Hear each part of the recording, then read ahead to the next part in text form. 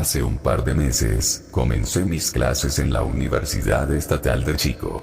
Mientras me preparaba para mi primer año, encontré todo lo que necesitaba, excepto una laptop. No se me da bien gastar $1 en algo, sobre todo cuando podía conseguirlo por menos, así que busqué buenas ofertas en laptops en internet, pero ninguna se ajustaba a mis hábitos de ahorro. Faltaban solo 2 semanas para las clases y estaba desesperado por una computadora. Varios días después, vi un anuncio en el periódico de una laptop que se vendía por solo $600, y no muy lejos de donde vivo. Era una laptop Dell muy buena, y me pareció extraño que se vendiera por casi $1.000 menos que en tienda. Conduje hasta la casa del vendedor al día siguiente. La casa estaba un poco más alejada de la ciudad, junto a un denso bosque. Afuera había un viejo Chevrolet, un montón de letreros viejos y otros objetos de aspecto vintage. Toqué el timbre y me abrió un hombre delgado con una chaqueta de franela. Cuando le pregunté por la laptop, pareció casi aliviado y me dijo que estaba listo para venderla de inmediato. Por suerte, llegué con efectivo y, tras demostrar que estaba en buen estado, me fui a casa con una computadora nueva. Emocionado por tener mi primera laptop, la encendí y empecé a cargar mis propios programas y aplicaciones. Al revisar el disco duro, encontré una carpeta oculta, lo cual fue extraño porque el vendedor me dijo que la memoria estaba limpia y lista para empezar de cero. La carpeta se titulaba 17 de septiembre de 2010, probablemente una fecha. La abrí y encontré 6 videos y 3 fotos. La curiosidad me venció y decidí ver los videos. El primero se titulaba simplemente 001. Fue grabado con una videocámara inestable dentro de un vehículo, grabando a una mujer saliendo de un bar y subiéndose a su coche de noche. Tras un par de segundos, la mujer se marchó y, casi de inmediato, el camarógrafo empezó a conducir tras ella. El video terminó a los 24 segundos.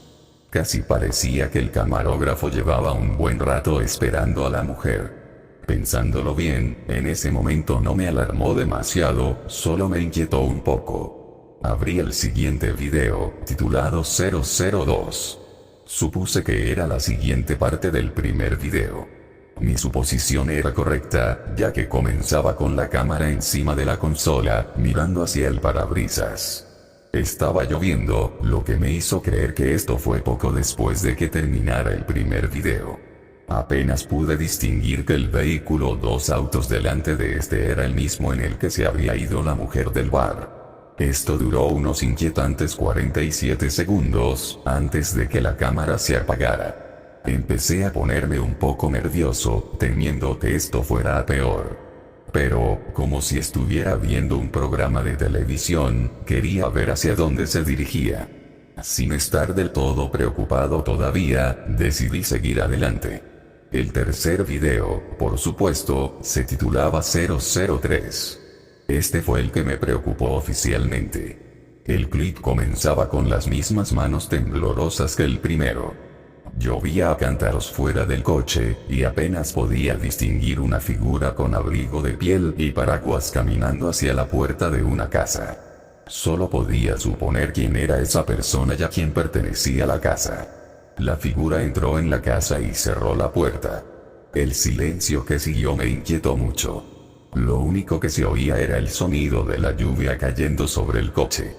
Tras unos 2 minutos de esta quietud angustiosa, las luces del interior de la casa se apagaron. Pasó 1 minuto más o menos antes de que la cámara volviera a colocarse en la consola y el sonido de una persona saliendo del coche rompiera el silencio.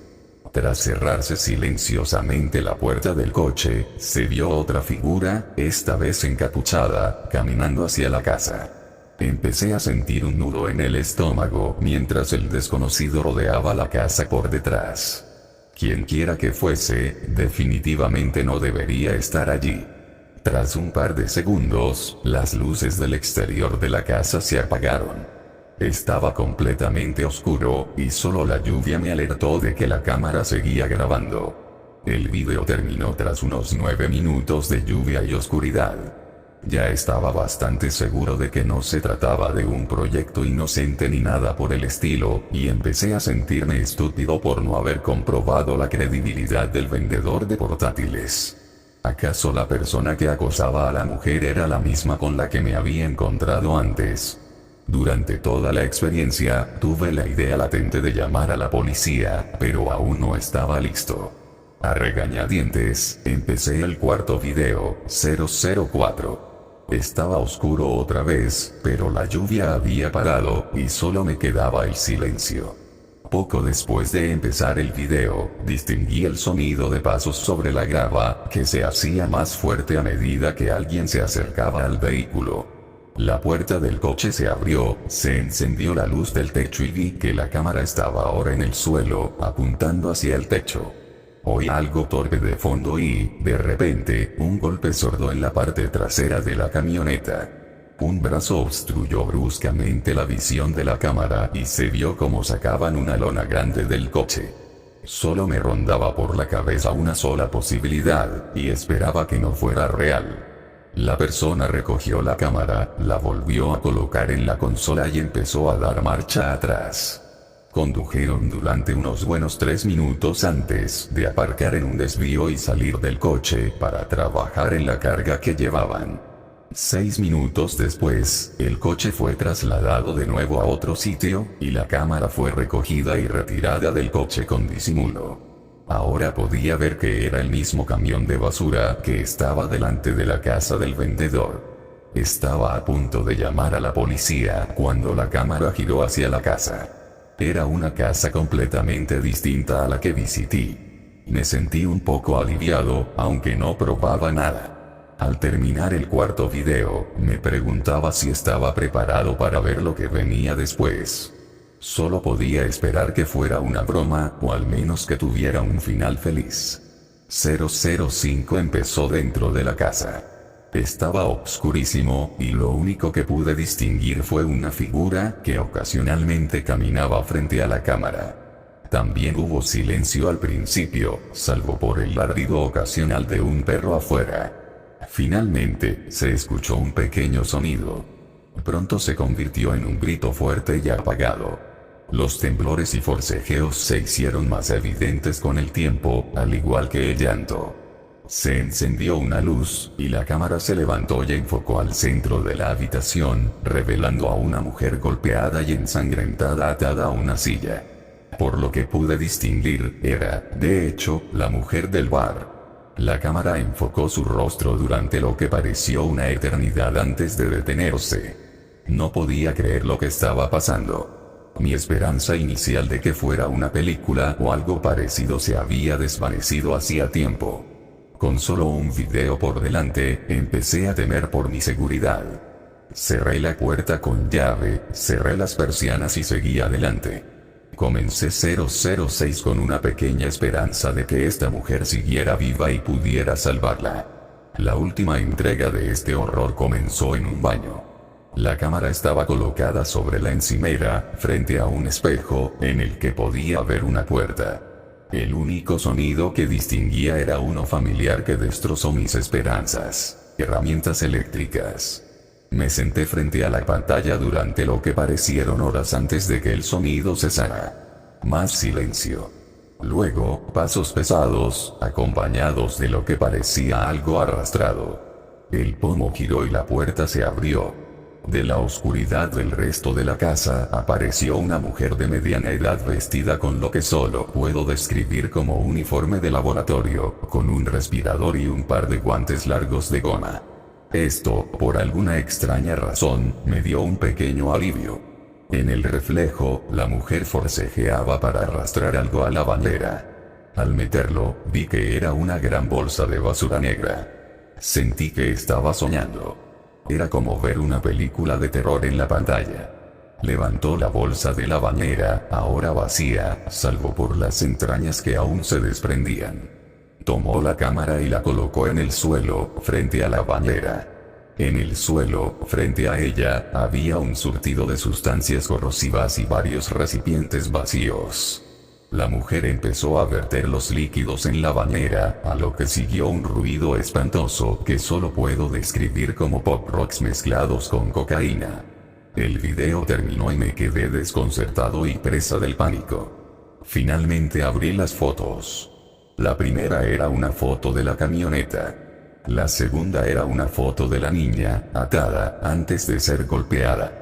Y la tercera mostraba un aviso de archivo corrupto, pero quizás eso sea bueno. Logré conservar las dos fotos antes de entregar la laptop a la policía. Me reembolsaron los $600 y una bonificación. Al parecer, la víctima era la joven novia del exmarido de la mujer mayor. Esta había sido arrestada casi un año antes, pero fue absuelta de todos los cargos por falta de pruebas, y el exmarido fue encarcelado. Supongo que este fue el eslabón perdido. Espero que esto haya resuelto cualquier duda. Aunque no estoy seguro de quién era el hombre de la chaqueta de franela, ni de cómo consiguió la laptop, ni de cómo tiene la misma camioneta que el asesino. Supongo que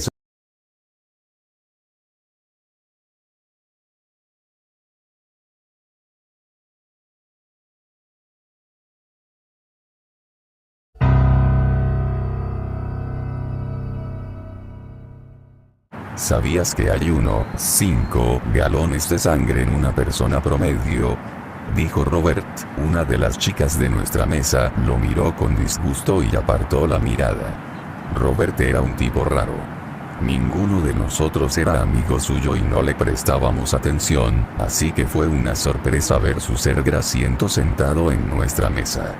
Su flequillo sin lavar le cubría la frente, pero aún se le veía una gran mancha de acné.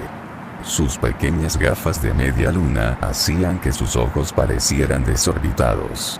«Puedes no sentarte aquí», dijo uno de los chicos, y otro rió entre dientes ante el comentario tan directo. Robert olía a mierda y lo que era peor, estaba sentado justo enfrente de mí. Se levantó y se rió, como si fuera uno de nosotros. No era uno de nosotros. Pensamos que ese era el fin de Robert, y nadie volvió a recordarlo hasta que volvió a sentarse al día siguiente. ¿Sabías que se tarda de 1 a 3 minutos en morir de una herida de arma blanca? Entonces señaló a la chica del extremo de la mesa.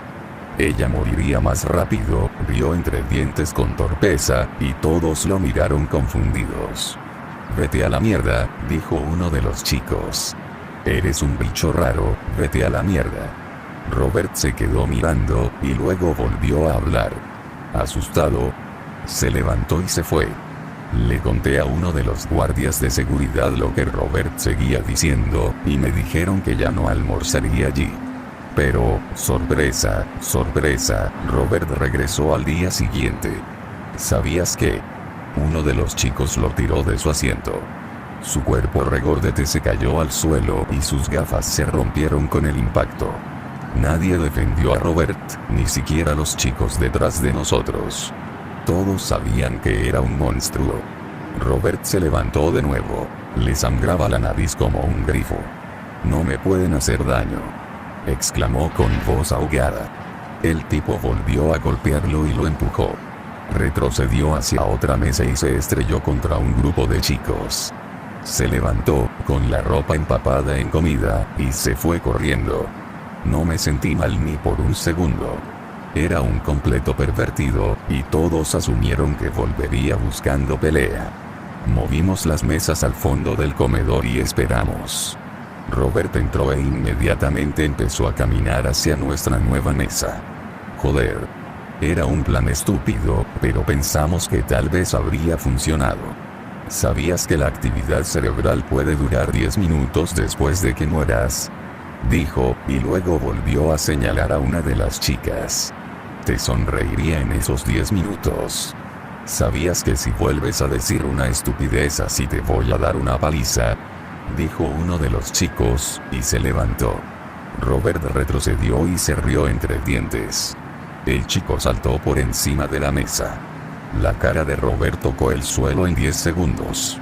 Todos esperábamos y rezábamos para que este fuera el fin de Robert, y por suerte lo fue. Una semana después, una chica de 14 años llamada Samantha fue rescatada de un río. Todas las pruebas apuntaban a que Robert la había asesinado. La vida continuó sin ese tipo raro en nuestra mesa. Pero al final, hay que reconocerle el mérito a quien lo merece. En realidad, solo tardamos entre 1 y 3 minutos en matar a Samantha.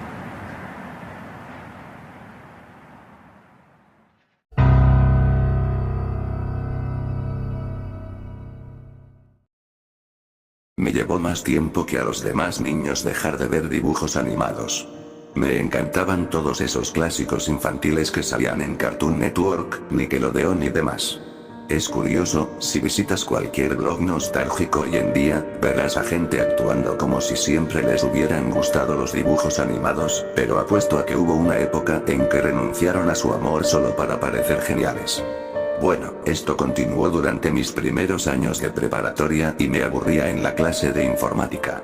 Todos estaban garabateando en Paint, jugando juegos Flash o leyendo páginas web.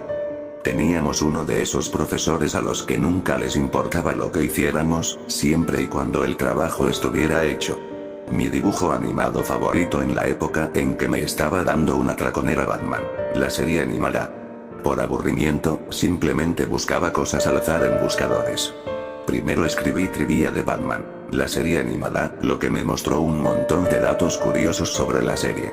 Luego encontré algunas entrevistas breves sobre el detrás de cámaras y el making of, que me resultaron bastante interesantes. Sin embargo, después de oír los mismos datos una y otra vez, cambié un poco las cosas. Decidí buscar en sitios web de fans para ver qué opinaban otros de la serie. Primero encontré algunos blogs populares que compartían fanfictions y teorías. Incluso encontré algunas páginas de odio que me irritaron. Pero, por desgracia, al final caí en una monotonía al navegar por las páginas de resultados de búsqueda. Finalmente llegué a la cifra de 2 dígitos en las páginas de búsqueda, que es cuando encuentras las páginas más extrañas y menos relevantes. Encontré algunos foros de juegos de rol, sitios de streaming ilegales de la serie e incluso un fan que actuaba episodios disfrazado. Estuve haciendo clic sin pensar hasta que llegué a una página de fans genérica, aunque de aspecto amateur. Tenía un discurso genérico sobre cuánto les encantaba la serie, y había páginas de comentarios escritos episodio por episodio. Tenía curiosidad, pero mientras me adentraba en el tema apareció una ventana emergente. Usted ha sido seleccionado para tener la oportunidad de ganar 100.000 libras esterlinas. Obviamente, mis padres me habían advertido que tuviera cuidado con las cosas demasiado buenas para ser verdad. Pero también estaba en esa edad en la que sentía que estaba destinado a algo especial, y esto podría serlo. Hice clic con vacilación, y me llevó a un pequeño cuestionario, una pregunta a la vez. Primero, era una pregunta genérica sobre Batman. Por suerte, había estado leyendo todos los detalles ocultos de la serie y, con orgullo, hice clic en la respuesta correcta en el menú desplegable. Correcto. Me felicitó. Me dio una gran sensación y una pequeña inyección de adrenalina. Podría serlo. Podría hacerme rico en cuestión de segundos, era el pensamiento que me rondaba la mente. Todo esto me dejó con la siguiente pregunta. ¿Cómo te llamas? Ahora dudaba. Me advirtieron especialmente que nunca proporcionara información personal en internet. La clase terminaba pronto y necesitaba darme prisa. Si respondía, podría meterme en problemas, y si me iba, se me escaparía esta oportunidad. Presa del pánico, miré a mi alrededor en busca de inspiración, y mis ojos se cruzaron con los de mi clase. Entonces se me ocurrió una idea genial. Podría usar el nombre de otra persona. Primero miré a mi mejor amigo. Si todo esto resultaba ser legítimo, sin duda lo entendería y compartiría la riqueza conmigo. Sin embargo, si se metía en problemas, sentiría que lo había traicionado. Tenía miedo de preguntarle, pues no quería que se riera de mí por si todo era mentira. Después me volví hacia el chico grande del fondo de la clase. Pete era básicamente el abusón de la escuela. Pensé que si las cosas se ponían feas, no me importaría que él cargara con la culpa. Se había salido con la suya tanto en esta escuela que cualquier cosa mala que le pasara sería justicia kármica. Pero luego pensé en el potencial bien, y en cómo ni siquiera lo pensaría 2 veces antes de quedarse con todo el dinero. El tiempo se agotaba y tenía que actuar rápido. Veía a algunos guardando sus útiles escolares temprano para irse rápido a la hora del almuerzo. Entonces se me ocurrió la idea perfecta: Dexter. Era básicamente el empollón de la clase. Este nombre no le ayudaba, dejándole el apodo más cliché: Poindexter. Era de carácter débil, fácil de manipular. Una mala cualidad, pero si conseguía el dinero, podría convencerlo fácilmente para que se pusiera de mi lado y dividiera el dinero conmigo. Y si las cosas se ponían feas, podría negar fácilmente cualquier conexión. Realmente no tenía mucha conexión con él y no era ese tipo de chico, así que nadie sospecharía de mí. Era la elección perfecta. Escribí rápidamente su nombre, lo que me llevó a una casilla para su dirección. La tenía a mano del folleto de su fiesta de cumpleaños, que nadie vio. Habría sido un suicidio social haber aparecido. Saqué el folleto arrugado de mi mochila y lo rellené a toda prisa. Después, la ventana emergente me dio las gracias y se cerró. Fue decepcionante, como mínimo.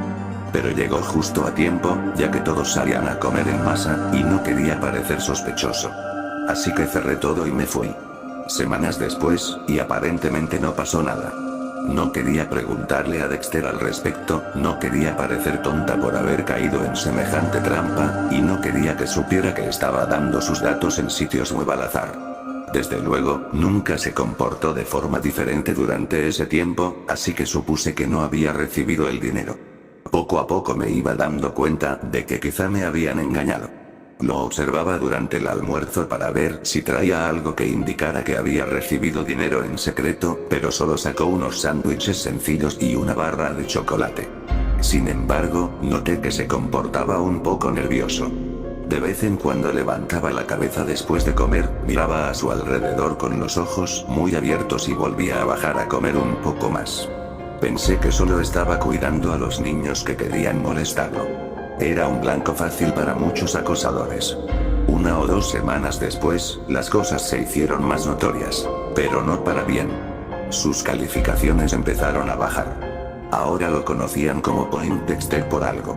Era tan inteligente que solía saber cosas que los profesores desconocían. Pero ahora estaba notablemente retrasado. Su comportamiento también se estaba volviendo más errático. A veces arremetía contra otros niños si se acercaban demasiado y lo pillaban desprevenido. Empezaba a gritar, aparentemente al azar. Esto empezó a angustiar a los demás niños, incluyéndome a mí, y había que sacar a Dexter de vez en cuando para calmarlo. Empecé a sentir que era culpa mía. Es decir, deduje que todo empezó después de completar sus datos en la ventana emergente. Se lo comenté a mi madre con naturalidad, el comportamiento, no la ventana emergente, y me dio una explicación interesante. Con la mayor ligereza posible, me dijo que era un poco especial. Me explicó que a veces se comportaba de forma extraña porque tenía autismo leve. Más tarde supe que le habían diagnosticado en la cúspide del espectro, donde podía ir a la escuela con los niños normales, una oferta que sus padres aceptaron. Esta explicación fue fácil de digerir, y por muy mal que suene, me alegré al saber que no era culpa mía. Pasó el tiempo y las cosas empeoraban. Llegaba a la escuela exhausto, pálido y con ojeras. Ya no me sentía mal por la visita sorpresa, sentía más pena por sus padres. No podía imaginar cómo sería para ellos. Pero simplemente lo aceptaba como era. Con el tiempo, su comportamiento se descontroló tanto que tenían que sacarlo de clase con frecuencia. Normalmente no aguantaba más de 10 minutos en clase antes de que lo mandaran fuera. De todas formas, no importaba. Solo se quedaba mirando por la ventana con sus ojos como platos, hasta que empezaba a gritar y a entrar en pánico. Era demasiado perturbador como para solucionarlo cada vez que ocurría. No tardó mucho en dejar de aparecer por completo. Les pregunté a mis padres y, curiosamente, guardaron un silencio absoluto. Pregunté a los demás niños, pero me dijeron que sus padres les habían respondido de forma similar. Simplemente nos decían constantemente que no nos preocupáramos. Una semana después, y con más preguntas, todos los padres, aparentemente al mismo tiempo, empezaron a decirnos que simplemente habían trasladado a Dexter a una escuela de necesidades especiales que podía adaptarse a su condición. Algunos niños no les creyeron, pero se difundió lo suficiente como para que finalmente se diera por sentado. Ahora, les cuento todo esto por lo que descubrí recientemente. Descubrí lo que realmente pasó. No se murió. Fue secuestrado. En su cama había una nota con una letra rayada y apenas legible que decía: Dexter es un niño codicioso. Dexter es un niño codicioso. Dexter es un niño codicioso. Una y otra vez. Tras su desaparición, se llevó a cabo una búsqueda silenciosa por todo el pueblo para intentar encontrarlo. Al registrar el polígono industrial para ver si se escondía en una nave abandonada, encontraron su cuerpo. Estaba lleno de monedas y billetes robados recientemente de un banco. También había pruebas de que le habían ocurrido las peores cosas imaginables, pero no hace falta que se las describa. Se decidió ocultárselo a los niños para evitar el alarmismo y el trauma. Además, decírselo a los niños no nos habría dado más seguridad. No fue un secuestro aleatorio, había muchas pruebas de que fue premeditado, planeado y aislado. Sin embargo, no se encontró ninguna prueba de un motivo. Excepto lo que sé. Creo que puede que haya hecho que matara.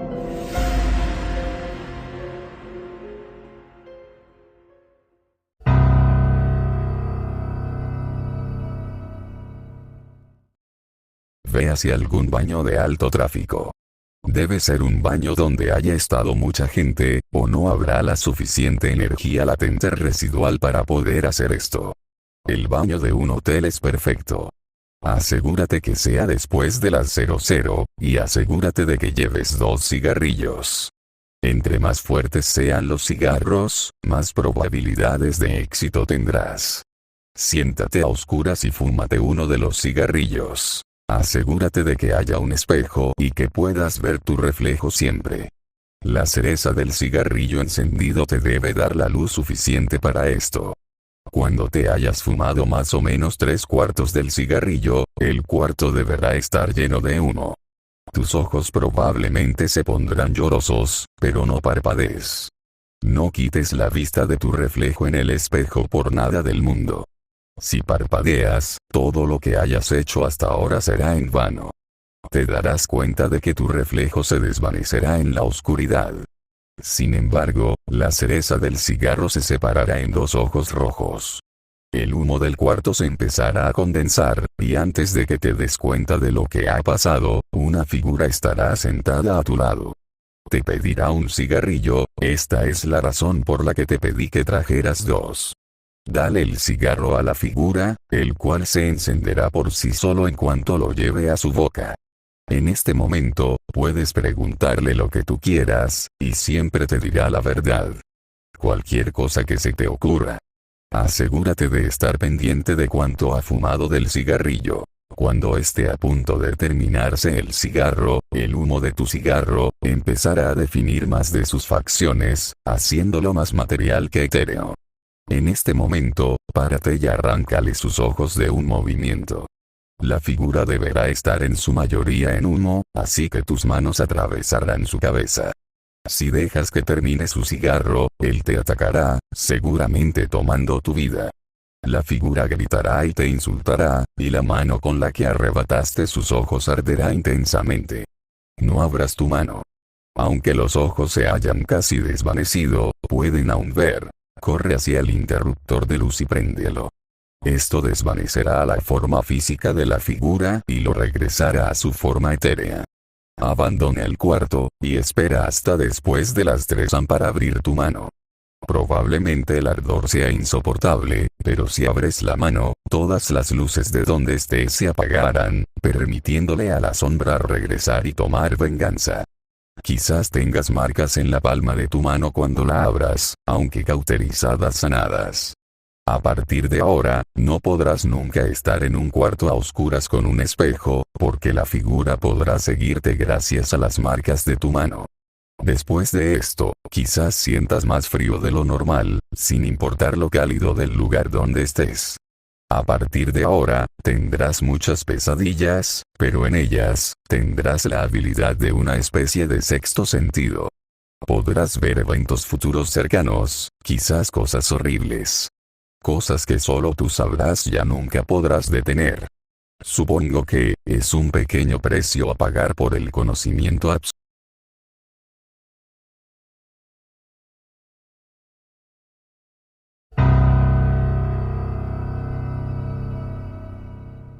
A Martín le tocó en la tediosa labor de acompañar a los niños del vecindario en su búsqueda de caramelos tocando puerta por puerta.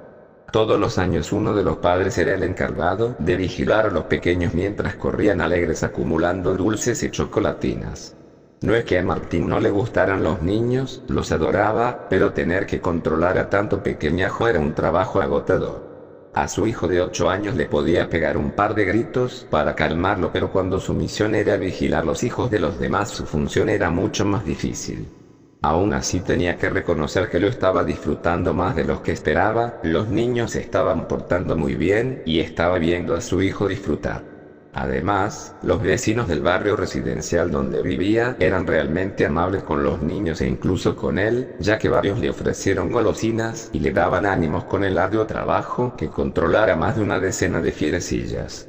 Aunque, como en todo vecindario, siempre hay un viejo cascarrabias al que todos los niños le tienen miedo. Don Clemente era el prototipo de viejo viudo y amargado que aparece en las películas, el típico anciano que no devuelve el balón a los niños cuando cae en su jardín, y vivía en un viejo caserón de esos que provocan un escalofrío al pasar. Martín sabía que nunca abría la puerta a los pequeños en Halloween, y mucho menos les daba caramelos, pero era su obligación acompañar a los niños a golpear la puerta. Por lo menos sería una buena excusa para asustar un poco a los niños y poder controlarlos un poco mejor. Su sorpresa fue mayúscula cuando a los pocos segundos de golpear la puerta de Don Clemente apareció totalmente cubierto por una sábana blanca, un disfraz improvisado de fantasma que pareció encantar a los niños. Al fin el ogro, como le llamaban algunos, se había ablandado y repartía caramelos, chocolatinas y manzanas caramelizadas entre los pequeños. Nunca articuló ni una palabra, pero sin duda era todo un avance en su actitud. Martín agradeció el gesto y se despidió de Don Clemente con un apretón de manos. Le llamó la atención que usara guantes dentro de casa, pero la verdad es que el viejo era tan excéntrico que no le dio mayor importancia. Al menos no hasta pasados 10 minutos, el hijo de Martín súbitamente comenzó a vomitar, parecía que se estuviera ahogando y aunque seguía respirando, lo hacía de forma muy débil y superficial.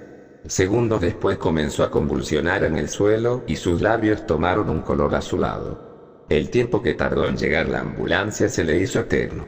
Al llegar los sanitarios el niño estaba en coma, le entubaron para ayudarle a respirar y salieron a toda velocidad hacia el hospital mientras la sirena de la ambulancia sacudía con su estruendo el pacífico y tranquilo barrio. A pesar de todo el esfuerzo del equipo médico, el hijo de Martín falleció en menos de media hora.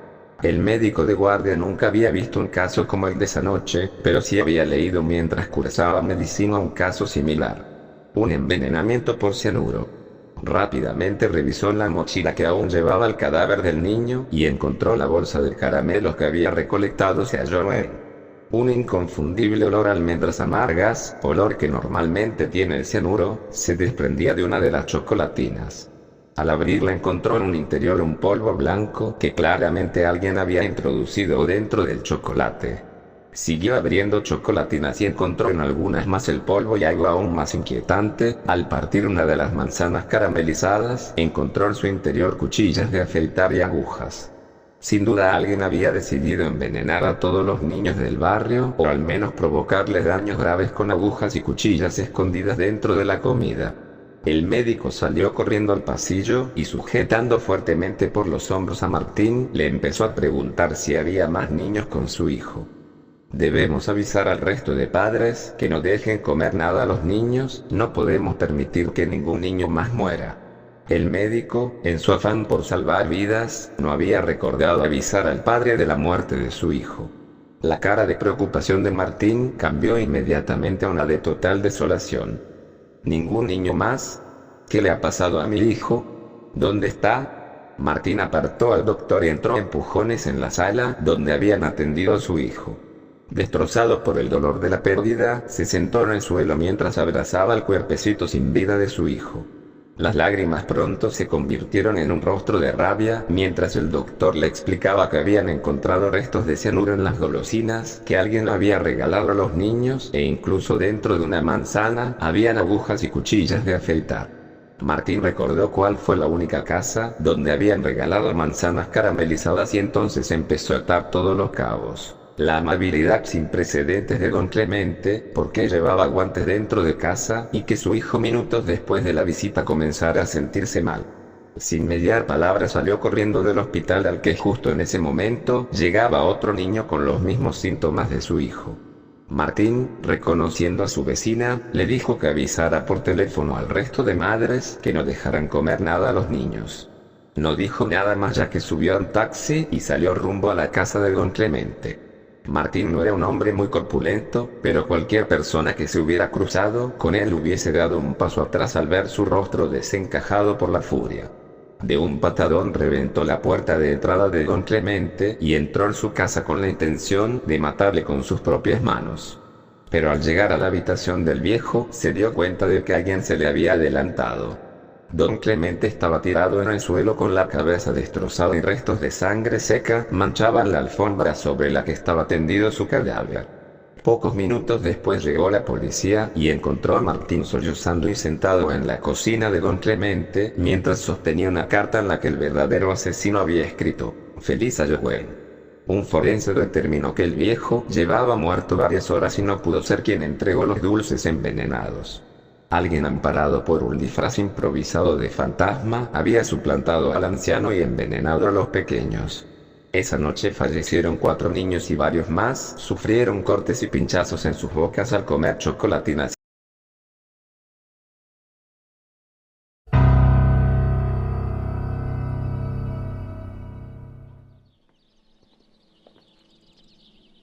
Faltaban 6 minutos para que la escuela liberase a los alumnos.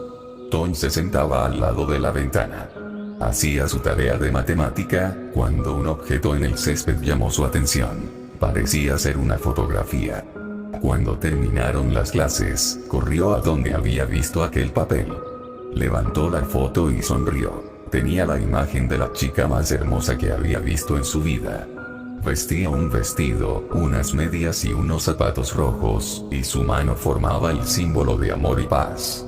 Era tan bella, que dejó de pensar en todo lo que un niño de su edad pensaba: jugar en la consola, ver televisión, etc. En su deseo por conocerla, le preguntó a toda la escuela si la conocían o si la habían visto antes. Todo aquel al que preguntaba, no obstante, contestaba con un no. Estaba devastado. Cuando llegó a casa, investigó si su hermana sabía algo sobre la chica. Para su infortunio, también contestó con un no. Debido a la hora, Tom subió las escaleras, colocó la fotografía en su mesita de noche y se durmió. Despertó al escuchar golpes en su ventana. Una niña rió. Vio una sombra en su ventana, se levantó, caminó hacia ella y la abrió. Aunque oyó la misma risa, no había nadie ahí. Al día siguiente, les interrogó a sus vecinos sobre la chica de la foto. Todos, sin embargo, contestaron con un no, disculpándose. Cuando su madre regresó a casa, él le insistió si conocía a la chica. Ella, al igual con los demás, respondió con un no. Fue a su habitación, dejó la foto en su mesita de noche y se durmió.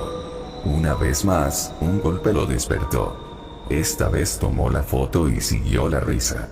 Cruzó la calle, cuando de pronto fue arrollado por un camión. Tom murió con la fotografía en su mano. El conductor salió del camión.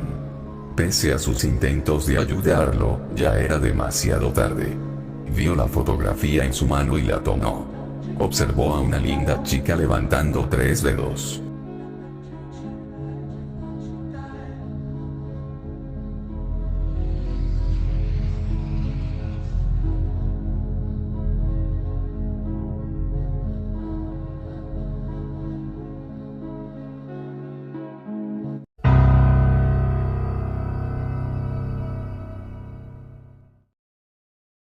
...16 de agosto de 2014... Antes de entrar en materia, necesito dejar algo claro. Esto no está pasando ahora mismo. No voy a pedir consejo ni ayuda, porque estoy más allá de cualquier ayuda que puedan darme. Tuve que renunciar a todo lo que importaba en mi vida. Esto pasó hace más de 9 años, y por fin me arriesgo a compartirlo. Los acontecimientos mundiales me están asustando mucho, y tengo razones más personales que explicaré más adelante. Para publicar esto, conduje por la ciudad durante 40 minutos antes de encontrar una conexión a internet insegura. No me voy a arriesgar a publicar esto desde la mía. Creé una cuenta desechable, que no tiene nada que ver con mi vida. Estoy completamente jodido, y todo por culpa de un correo electrónico que nunca debí haber recibido. En el verano de 2005, creía que lo tenía todo. Acababa de terminar el posgrado y había empezado a dar clases de inglés en un colegio comunitario local. Me había casado con el amor de mi vida ese mismo enero en una ceremonia genial y un poco friki. Nos habíamos mudado a un bungalow reformado en un terreno de 3 acres. Y acabábamos de rescatar a un cachorro del Elkhorn de un refugio local. La vida era buena. Mirando hacia atrás, desearía haber disfrutado más esos días. Mi esposa, la llamaré Fay, no es su nombre real, y yo acabábamos de terminar de trabajar al aire libre una noche de julio y estábamos relajándonos con una cerveza en el porche. Las luciérnagas hacían su pequeño baile de yo brillo, tú brillo, todos follamos como conejos, y nuestro cachorro mordisqueaba un par de calcetines que le había hecho un nudo.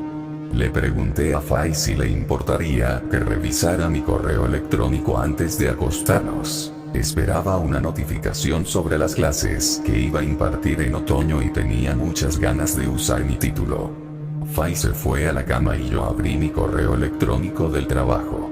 No había ningún correo del jefe de departamento, pero sí uno nuevo titulado Progreso de Lvov, 7X.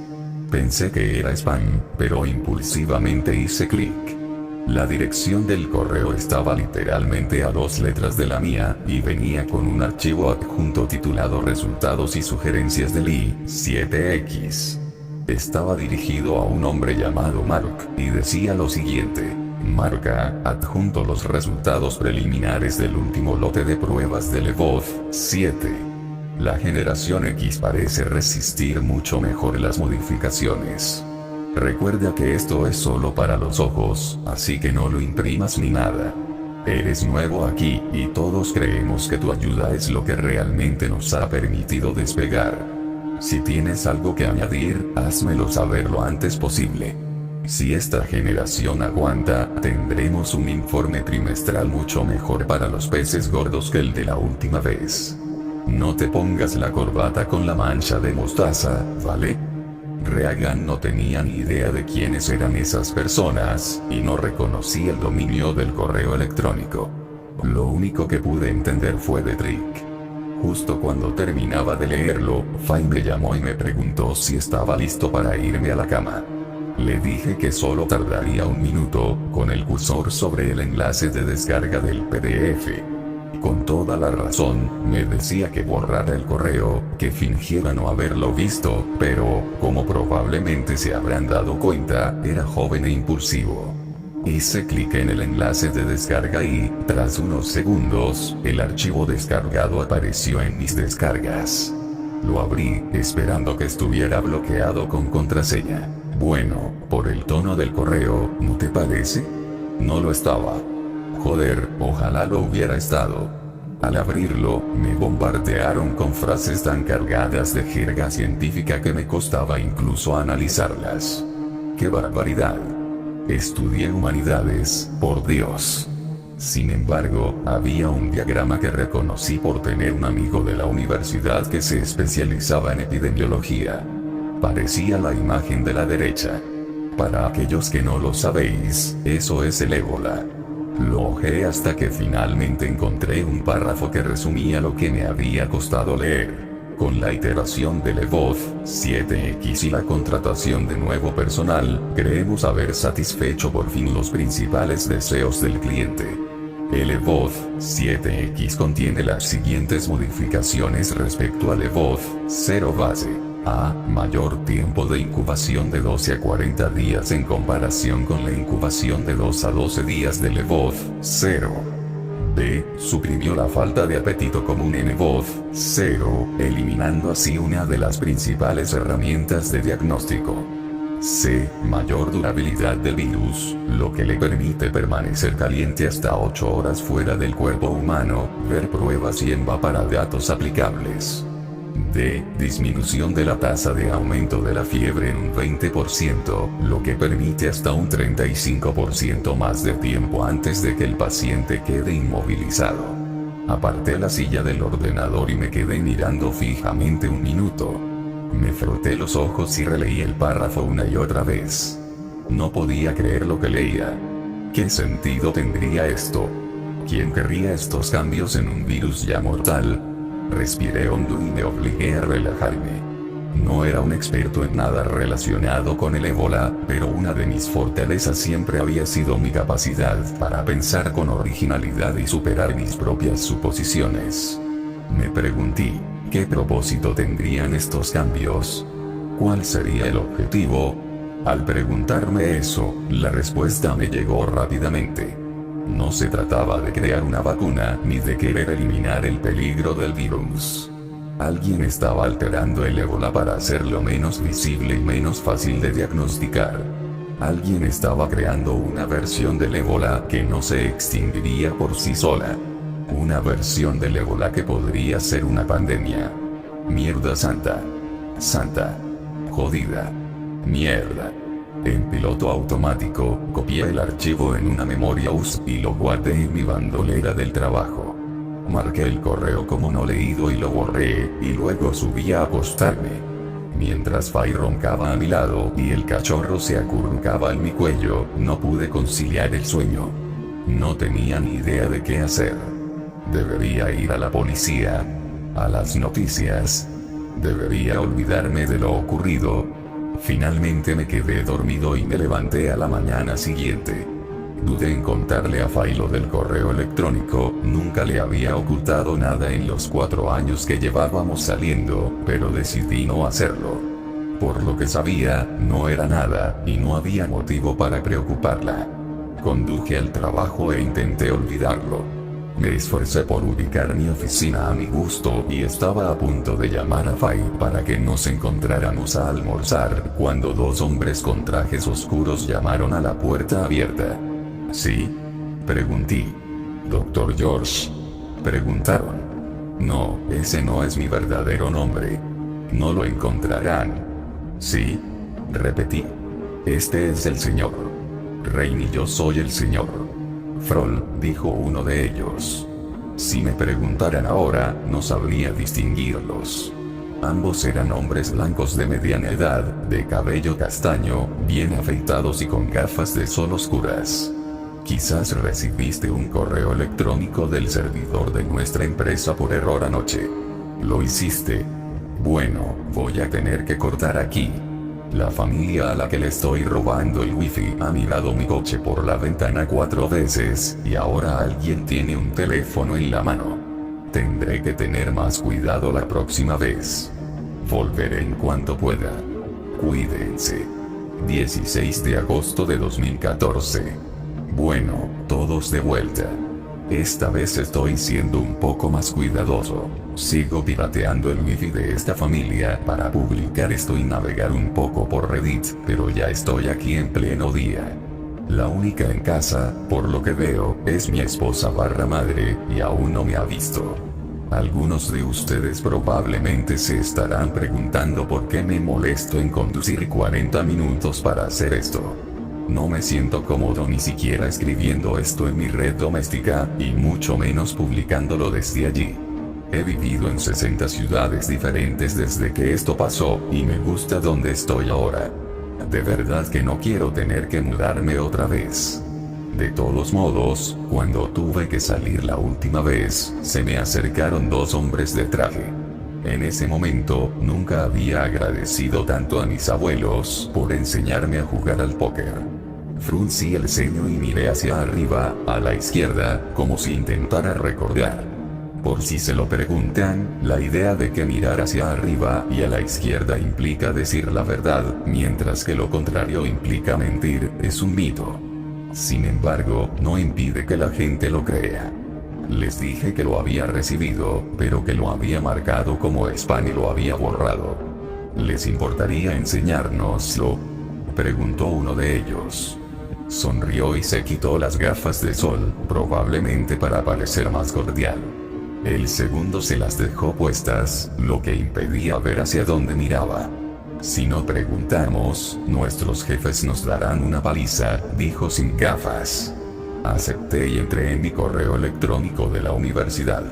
Abrí la papelera y les mostré el correo, aparentemente, sin leer. Les pedimos disculpas, dijo el primer hombre. Hemos estado instalando nuevos servidores internos y hemos tenido problemas con las direcciones almacenadas y los correos en cola. El nuevo sistema debería encontrar automáticamente la dirección de correo correcta, pero ha estado asignando nombres de dominio incorrectos a IPs similares. Observaron cómo lo borraba por completo y parecían contentos. Me estrecharon la mano, me recordaron que el correo estaba bajo confidencialidad corporativa y se marcharon. En cuanto se fueron, cerré la puerta y me desplomé en la silla frente al ordenador. ¿Qué clase de empresa era esta? ¿Cómo demonios me encontraron? Supieron dónde trabajaba y enviaron a gente en menos de 24 horas. Miré la memoria USB en mi bolso, pero no la toqué. De alguna extraña manera, me preocupaba haberme condenado con ella, pero no podía quitarme la sensación de que acabaría siendo más importante que no serlo. Terminé mi jornada laboral y me fui a casa. Al día siguiente era sábado y teníamos que cortar el césped. Aunque algunos se pregunten por qué cortar el césped nos llevaría un día entero, solo puedo responder que una de las desventajas de tener tierra es cuidarla. Teníamos 2 tractores para que Fay y yo pudiéramos cortar el césped a la vez y terminar en el menor tiempo posible. Antes de explicarles lo que pasó ese sábado, es importante que entiendan algo. Sin falta, les hacía mantenimiento a esos tractores cada vez que los usábamos. Limpié las plataformas de corte, afilé las cuchillas cuando era necesario y revisé el motor 2 veces. Revisé el aceite y la gasolina antes y después de usarlos. Sí, tengo un poco de TOC. Me ha ayudado más que perjudicado. Fay y yo solíamos usar el mismo tractor, pero me había dicho que el suyo parecía ir a la izquierda en lugar de seguir recto. Le dije que usara el mío y que lo revisaría. Arrancó el tractor y empezó a cegar nuestro campo. Funcionó bien durante unos 15 minutos, luego el motor empezó a chirriar y a toser. Me di cuenta y le hice señas a Fay para que parara. Lo hizo, apagó el tractor y empezó a caminar hacia mí. Varias cosas sucedieron a la vez. Me puse de pie y caminé para encontrarme con mi esposa a mitad de camino. Fay caminó hacia mí sonriendo. Con el rabillo del ojo vi un sedán color marrón oscuro que reducía la velocidad al pasar frente a nuestra casa. El tractor explotó detrás de mi esposa, convirtiéndose en una bola de fuego. Pedazos de metal y goma volaron por todas partes, y la onda expansiva arrojó a Fay al suelo. La explosión de calor me golpeó de lleno en la cara y sentí como si hubiera caído de bruces en una hoguera. Corrí hacia ella, muerto de miedo. Estaba bien, aunque se había quedado sin aliento. La llevé al garaje, le dije que llamara al 911 y corrí de vuelta al chasis en llamas de mi tractor con un extintor. Usé todo el extintor, pero no pude apagar las llamas por completo. Las siguientes horas fueron un borrón. Llegaron los bomberos, seguidos de la policía. Los vecinos nos miraban boquiabiertos desde sus porches, y nos hicieron las mismas preguntas una y otra vez. La policía nos preguntó si alguno de nosotros tenía algún motivo para sospechar algo ilícito. Dios mío. Debería haber mencionado la reunión con los 2 hombres en el trabajo y el correo electrónico, pero me callé. ¿Qué habría dicho, de todas formas? Bueno, oficial, anoche recibí un correo electrónico de una empresa que fabrica un arma biológica a partir del ébola, y hoy 2 hombres con trajes oscuros se presentaron en el trabajo para preguntarme sobre ello de forma vagamente amenazante. Yo también me habría reído si lo hubiera dicho otra persona. Para cuando todos se fueron, estábamos exhaustos y hambrientos. Cargamos al cachorro en mi coche y fuimos a casa de los padres de Fay, donde su papá cocinaba a la parrilla y me dieron un sermón sobre la importancia de cuidar mis herramientas. La cosa es que sí lo hice. Y todavía lo hago. No había ninguna razón para que ese tractor explotara. Después de cenar, volvimos a casa. Había un enorme círculo de tierra ennegrecida y hierba quemada en el campo donde había explotado el tractor, pero por lo demás no había rastro del circo que había llenado nuestras vidas apenas unas horas antes. Fay estaba agotada y se fue directa a la cama.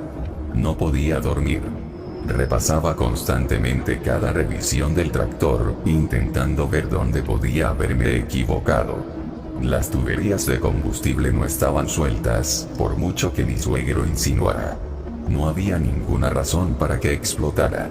Ahora, sintiendo mi paranoia, necesitaba volver a revisar la otra propiedad importante en la que mi TOC se desahogaba: las armas. Sí, tuve armas. Crecí rodeado de ellas, y solo son herramientas. Trátalas con el debido respeto, y no tienen nada de malo. Teníamos una escopeta en la sala, encima del mueble del televisor. Había una pistola en la cocina, una funda atornillada al fondo de los armarios, detrás de la luz fluorescente de la encimera, y un revólver que mi esposa guardaba en su mesita de noche.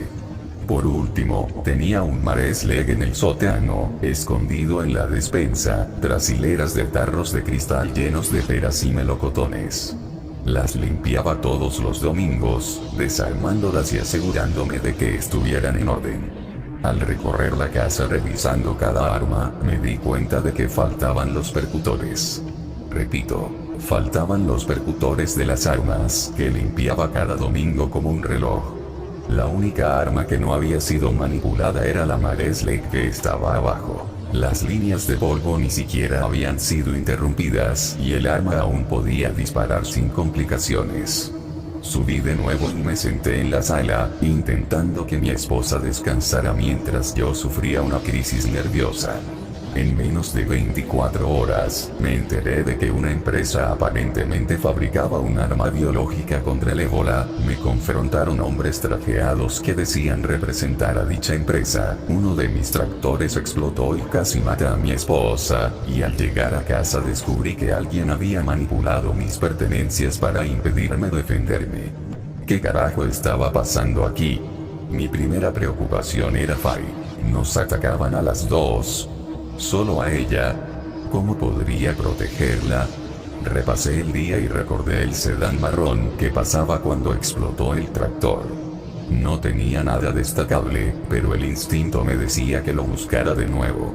Añadí armería a la lista de recados del refrigerador y me dormí, decidido a estar atento por si aparecía el sedán. No ayudó. Durante las siguientes semanas, reconocí un patrón de 3 coches distintos que nos seguían a mi esposa y a mí por la ciudad. Había un Honda negro, el sedán marrón y una motocicleta azul oscuro. Cuando sacaba al cachorro, uno inevitablemente pasaba por la calle mientras yo estaba afuera. Cuando íbamos al cine, uno estaba aparcado a 5 plazas de nuestro coche. Incluso empecé a notarlos en reuniones familiares, pasando cuando uno de mis primos celebraba su cumpleaños o cuando visitábamos a la abuela de Fay en la residencia de ancianos. Al mismo tiempo, empezaron a ocurrir más accidentes alrededor de nuestra casa. La calefacción se apagaba milagrosamente, solo para que un reparador dijera que habíamos tenido suerte, porque si no hubiera venido cuando lo hice, habría habido una acumulación bastante grave de monóxido de carbono aquí. Los resortes de las puertas del garaje de repente comenzaron a fallar, casi aplastando al cachorro mientras estaba trabajando afuera. Los frenos de potencia de mi auto dejaron de funcionar, lo que me obligó a conducir a toda velocidad por el carril de emergencia de la autopista hasta que me detuve y puse el freno de emergencia. Sabían, de alguna manera, que había descargado esa información y la había guardado. ¿Fueron realmente accidentes o atentados contra mi vida? Después de 3 semanas así, me levanté en mitad de la noche y revisé las armas de nuevo. No faltaba ninguna pieza, y me senté a pensar en la oscuridad. Borrar la información no serviría de nada. Si supieran que la tenía, no sabrían que la borré. Si llegaba el momento, era mi única opción. El correo electrónico me llegó por error, así que no sería lógico suponer que Fay lo leyó. Ella estaba en el tractor que yo solía usar cuando explotó. Tenía claro que yo debía estar en él, no ella. Los accidentes habían comenzado en la casa desde la visita de Rainy Frog. No los había vuelto a ver en persona, pero los 3 vehículos estaban siempre presentes. Una parte de mí quería tomar mis armas e ir de casa, pero esto no era el viejo oeste. No iba a arriesgarme a que alguien recibiera un disparo en medio de un fuego cruzado, y no estaba seguro de si la policía aceptaría mi historia. Si esta compañía tenía la capacidad de encontrarme en menos de 24 horas, ¿cómo podía estar seguro de que no fabricarían pruebas en mi contra? Debería contarle todo esto a Fay. Era mi esposa, mi compañera. Sabía que me apoyaría al 100%, pero no podía arriesgar su seguridad. En retrospectiva, sé que suena machista. No lo soy, Fay tenía más talento que yo en muchas áreas, pero me criaron para creer que un hombre protege a su familia, pase lo que pase. Dejando de lado los problemas con los sistemas de ventilación, todo lo sucedido iba dirigido a mí. Si se lo contaba, se convertiría en un blanco tan legítimo como, al parecer, yo. Mientras esta gente siguiera intentando silenciar proactivamente una fuga, supongo que sería su forma de decirlo, mi esposa corría el riesgo de ser un daño colateral. Que siguiera así no era una opción, y tenía que pensar en una manera de garantizar su seguridad permanente. Me quedé sin opciones, al menos las que me dejaban en la posición en la que quería estar, es decir, con mi esposa, a salvo, en la vida que habíamos construido. La única opción que me quedaba para mantenerme con vida y a mi esposa y familia a salvo era una que no quería hacer. Tenía que desaparecer. Esfumarme de repente y hacer que fuera lo más imposible posible que me siguieran. Una vez fuera de la red, podría encontrar la manera de exponer a la compañía o llegar a algún tipo de acuerdo con ellos. No podía esperar que Fay me siguiera, ni quería exponerla a ese nivel de peligro. Tendría que abandonar al amor de mi vida, todos mis logros, para sobrevivir a esto, al menos temporalmente. Estaba tan jodido. 16 de agosto de 2014 de vuelta otra vez. No sé si es solo porque extraño todo lo que hacía que mi vida fuera tan familiar, pero esta familia me ha hecho sonreír de verdad. Solo saber que la vida normal continúa, ¿sabes? Dudo que alguien esté monitoreando R/ nos lee, y tener interacción humana donde puedo ser sincero es refrescante. Nunca pensé que a alguien le importaría, así que gracias a todos los que han comentado. Dije que he vivido en 60 ciudades, lo cual parece mucho. Algunas fueron solo una semana, otras unos meses, pero una vez que empiezas a mudarte, es difícil parar. Cuando decides desaparecer, no es tan fácil como parece. Todos tienden a asumir que es fácil desconectarse por completo, simplemente abandonar la vida que has llevado hasta ese momento y elegir un nuevo camino. No lo es, al menos, no si no quieres que te vuelvan a encontrar. No es tan simple como sacar el dinero del banco, dejar de ir a trabajar, ir a otra ciudad. Para adelantarme y asegurarme de que Fay no estuviera involucrada, tuve que investigar a fondo para desinformar a quienes me perseguían. No voy a detallar en detalle cómo logré desaparecer. Si de verdad quieres planificarlo tú mismo, hay mucho material disponible. Solo daré un resumen para que quede claro cómo lo abordé. Primero, les di tarjetas de presentación y dinero a amigos que trabajaban en el extranjero. Les dije que me harían un gran favor, y nadie sospechó nada, o si lo hicieron, nunca expresaron sus preocupaciones. Uno fue a China, otro a Europa Occidental. Cada vez que dejaban una tarjeta, era una señal que alguien tendría que investigar, al menos superficialmente, para ganar tiempo. 2 amigos se acababan de casar y se habían ido de luna de miel a Sudamérica. Cuando fuimos a su casa a cenar, me disculpé y rápidamente retoqué con Photoshop pequeñas fotos de mi cara, que se veían entre la multitud que reflexionaba tras las selfies sonrientes de la pareja.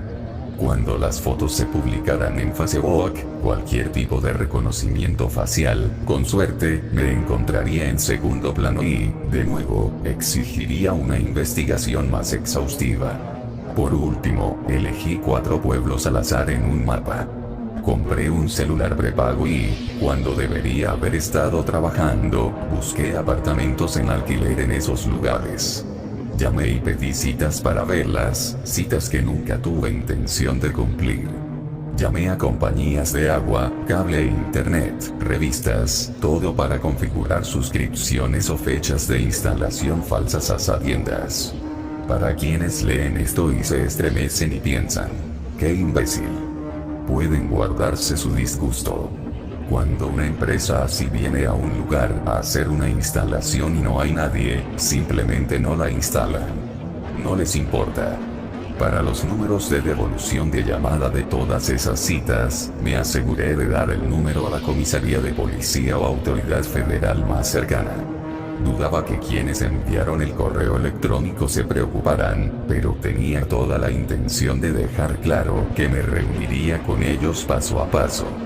Para cada plan de ventas o programa de recompensas al que pertenecía, llamaba y modificaba ligeramente mi información.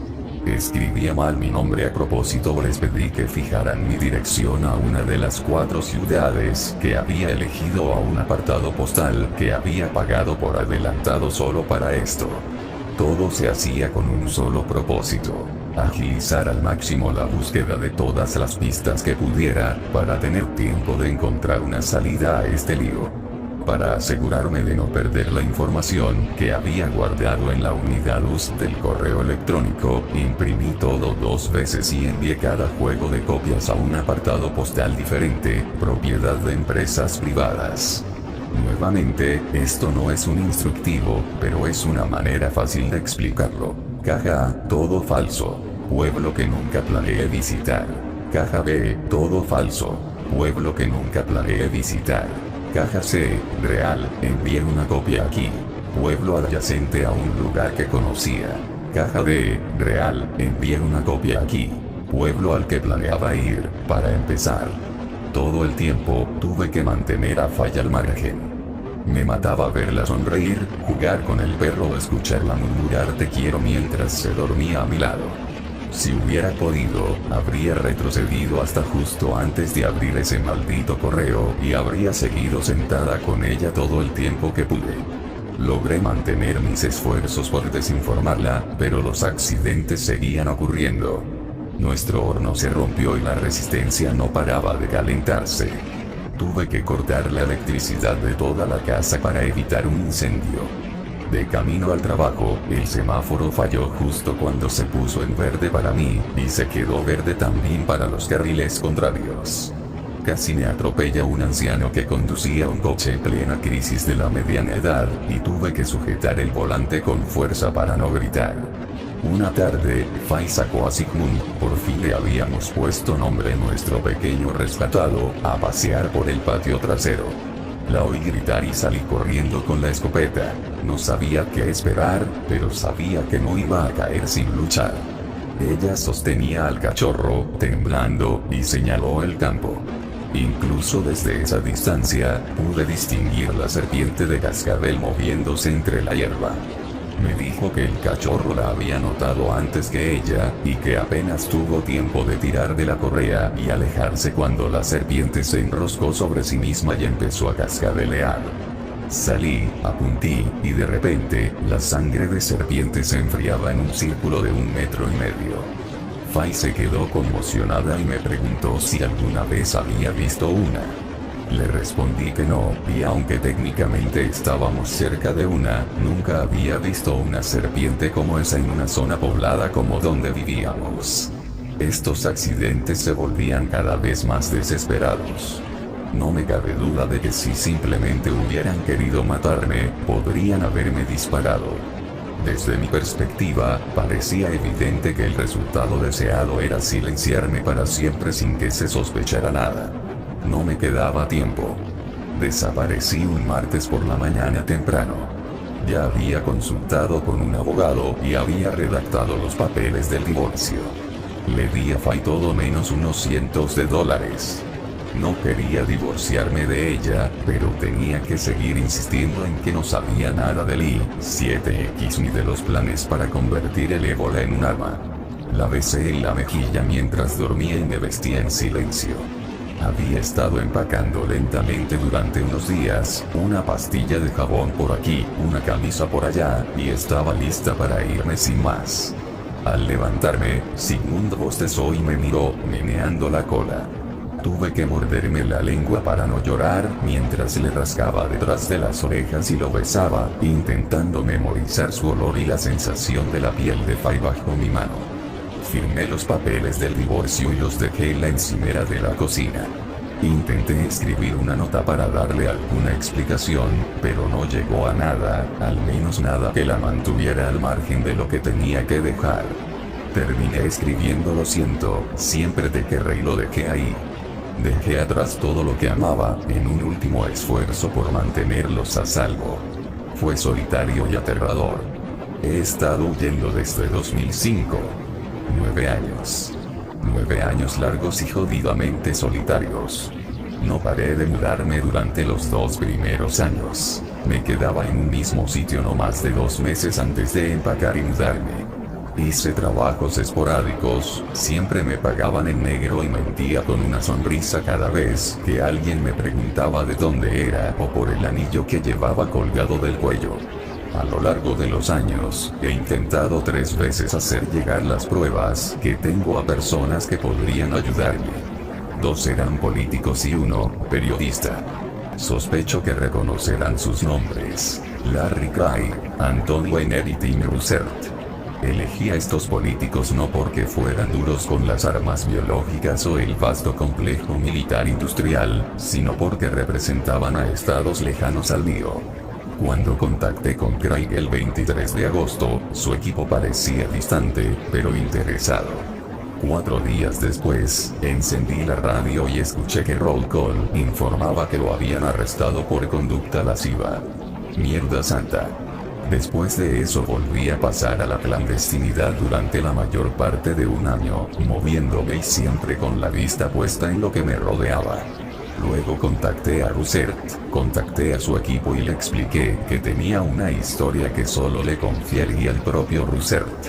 Fui fan de Need Press durante varios años y siempre aprecié que nunca pareciera tener favoritismos. En el fondo, fantaseaba con que mi vida se convertiría en algo como el Informe Pelícano. Reencontrarme con Fay, ver a mis padres, y que mis antiguos jefes me ofrecieran de nuevo el trabajo por orgullo por mis logros. Me contactaron el 10 de junio de 2008. Su jefe de equipo me explicó que Tim se pondría en contacto conmigo personalmente para concertar una reunión. El 13 de junio, Russert murió de un aparente ataque cardíaco. Vacié mi pobre apartamento y tomé el siguiente autobús Greyhound que salía de la ciudad el mismo día. Después de eso, me fui de Estados Unidos por varios años. Era más fácil esconderse en zonas más pobladas, y aunque mi facilidad con otros idiomas nunca fue fantástica, sabía lo suficiente como para pasar de largo. Volví a entrar al país a finales de 2010 y decidí intentar salir a la luz pública de nuevo. Esta vez contacté a un congresista de Nueva York, alguien del bando contrario al de mi primer intento. De hecho, hablé con Weiner y me ofreció protección y todo su apoyo a cambio de la información que tenía. Acordamos verbalmente e incluso viajé a Nueva York para reunirme con él. Habíamos quedado en encontrarnos en un restaurante anodino de una esquina, pero él nunca apareció. Esperé 1 hora, pero nada. Mis instintos de desconexión me gritaban, y desaparecí en un antro. En la televisión, vi la noticia: un escándalo sexual donde Weiner había tenido aventuras en línea. Su credibilidad quedó totalmente destruida. Terminé mi cerveza y volví a desaparecer de la ciudad. He estado en la clandestinidad desde entonces, y esta es la primera vez que he usado algún tipo de red social. Llegamos a la segunda razón para publicar esto. Sé que Fai se volvió a casar. Sé que mi madre todavía me celebra una ceremonia cada año en mi cumpleaños, y mi padre murió sin saber qué le pasó a su hijo.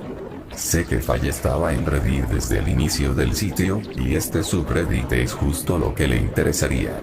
Es remota, una posibilidad entre 1.000.000, pero existe la posibilidad de que lea esto. Fai, si es así, quiero que sepas que te quiero. Nunca he dejado de quererte. Nunca quise hacerte daño, y todo lo que he hecho ha sido para protegerte. Sé que aún no has vendido la casa. Busco en internet usando servidores proxy y acceso público a internet. Hay una caja de seguridad enterrada bajo el tercer poste de la cerca, lejos de la carretera. Contiene el primer libro que nos leímos y una copia manuscrita de mis votos matrimoniales.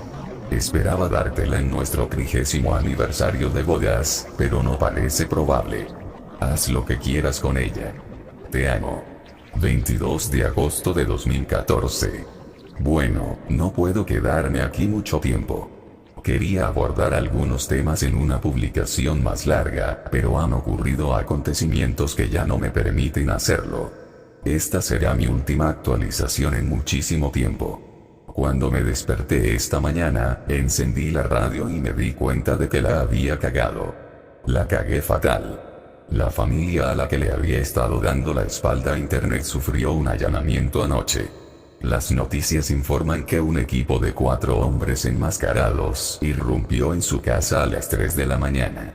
Los invasores dispararon al perro de la familia, matándolo al instante. Procedieron a torturarlos, disparando al esposo / padre en el estómago y obligando a la esposa / madre y a sus 2 hijos a verlo desangrarse. Para cuando la policía llegó, los invasores ya se habían ido. Lo asesinaron y le cortaron 3 dedos al niño mayor. Según los informes policiales, los intrusos preguntan por un hombre con mi descripción, aunque la familia no sabía nada. Todo porque les robé su internet y publiqué esto. Estoy esperando en una estación de autobuses. Necesito desaparecer otra vez, aunque espero poder hacer algo por la familia cuyas vidas arruiné por completo. He visto muchos comentarios tuyos sobre ir a Wikileaks, sobre ser un héroe. La cuestión es la siguiente: nunca quise ser un héroe, y puedes llamarme cobarde si quieres. Solo quería una vida normal con mi esposa, un perro y 2 hijos y medio. Necesito encontrar la manera de volver a eso, si es posible. Esto no es un videojuego ni una película de acción. No puedo entrar en un edificio con una pistola y asumir automáticamente que todos me reconocerán como el protagonista, ni puedo entrar en un periódico o un canal de televisión y que me arreglen la vida. Contacté con Wikileaks una vez para calmar mis temores tras lo ocurrido con Russert. En las 24 horas que tardaron en contactarme, ya había hombres en el pueblo donde me encontraba preguntando por mí. Esto no vale mi vida y punto. No he contactado con Fai. Su nuevo esposo es una persona adinerada, y ella parece estar bien. Vi que algunos de ustedes sospechan que está involucrado en esto, pero lo dudo. Voy a intentar encontrar la manera de enviarle algún mensaje, creo. A la persona que dijo ser la empresa y que mi viaje a Europa no sirvió de nada. Si eres real, gracias por demostrarlo. Nunca fui a Europa, idiotas. El reconocimiento facial nunca superará al factor humano. Por último, a quienes dicen ser empresas contratadas por mi esposa para complacer mis delirios paranoicos, los felicito por su imaginación. Eso es todo. Ojalá pudiera reírme de ello tan fácilmente como ustedes. No creo que persigan a ninguno de ustedes, pero cuídense por unos días para estar seguros. Adiós, Reddit.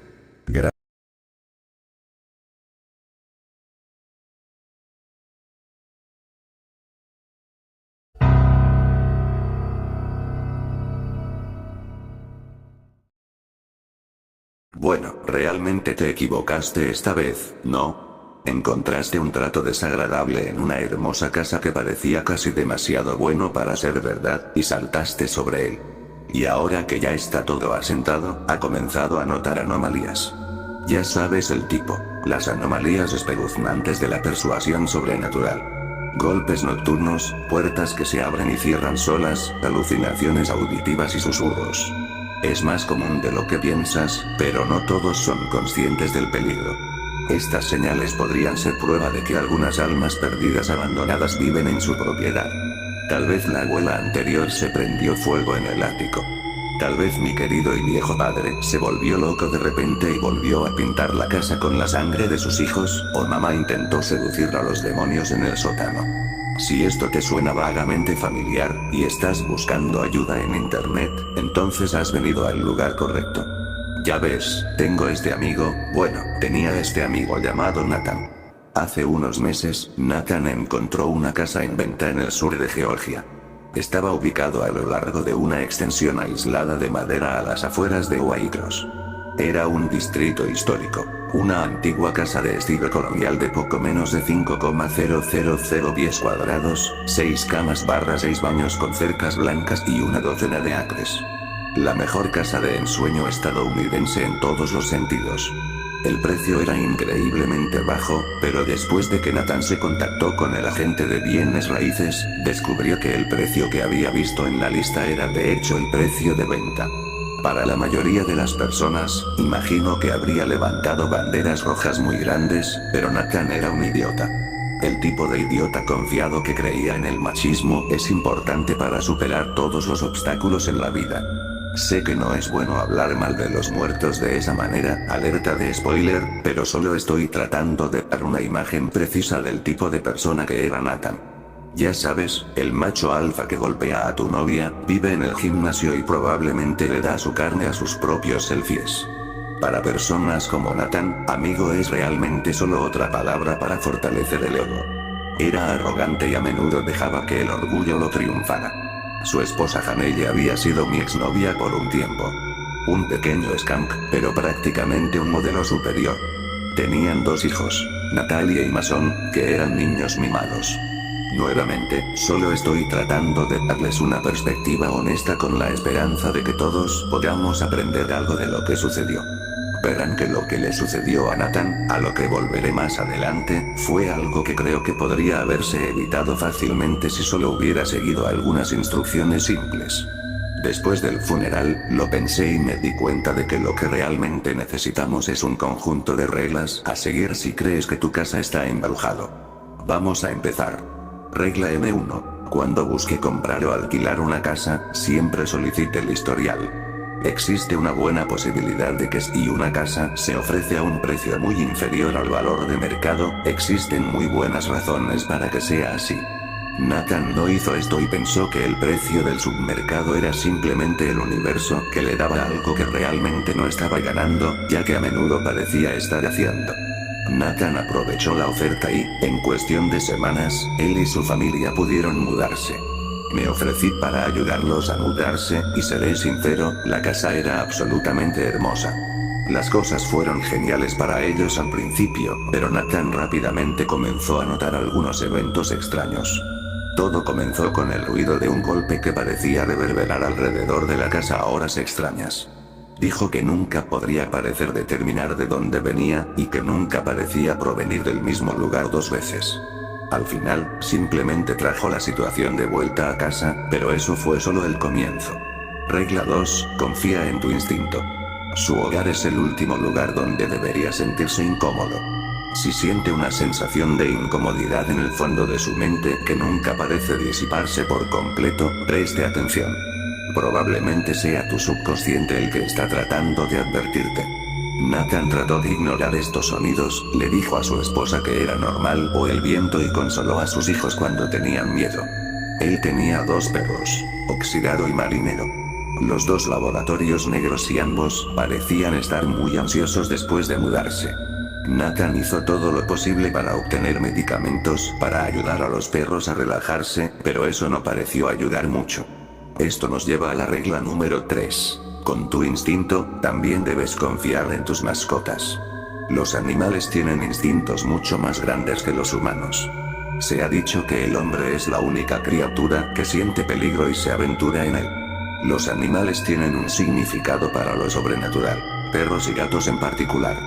Si los encuentra gruñendo a lo que parece no ser nada, o constantemente mirando áreas específicas de la casa, preste atención a esto. Lo más probable es que vean algo que tú no puedes ver. Nathan me dijo que Rusty, el mayor de los dos perros, caminaba por la habitación todas las noches durante horas.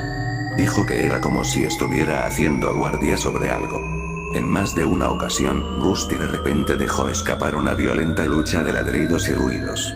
Nathan salió al pasillo, pero nunca encontró nada. Se preocupó por Rusty y lo llevó al veterinario, pero el veterinario confirmó que estaba bien de salud. Mientras tanto, Sailor, el perro más joven, dormía al lado de la cama de Mason todas las noches.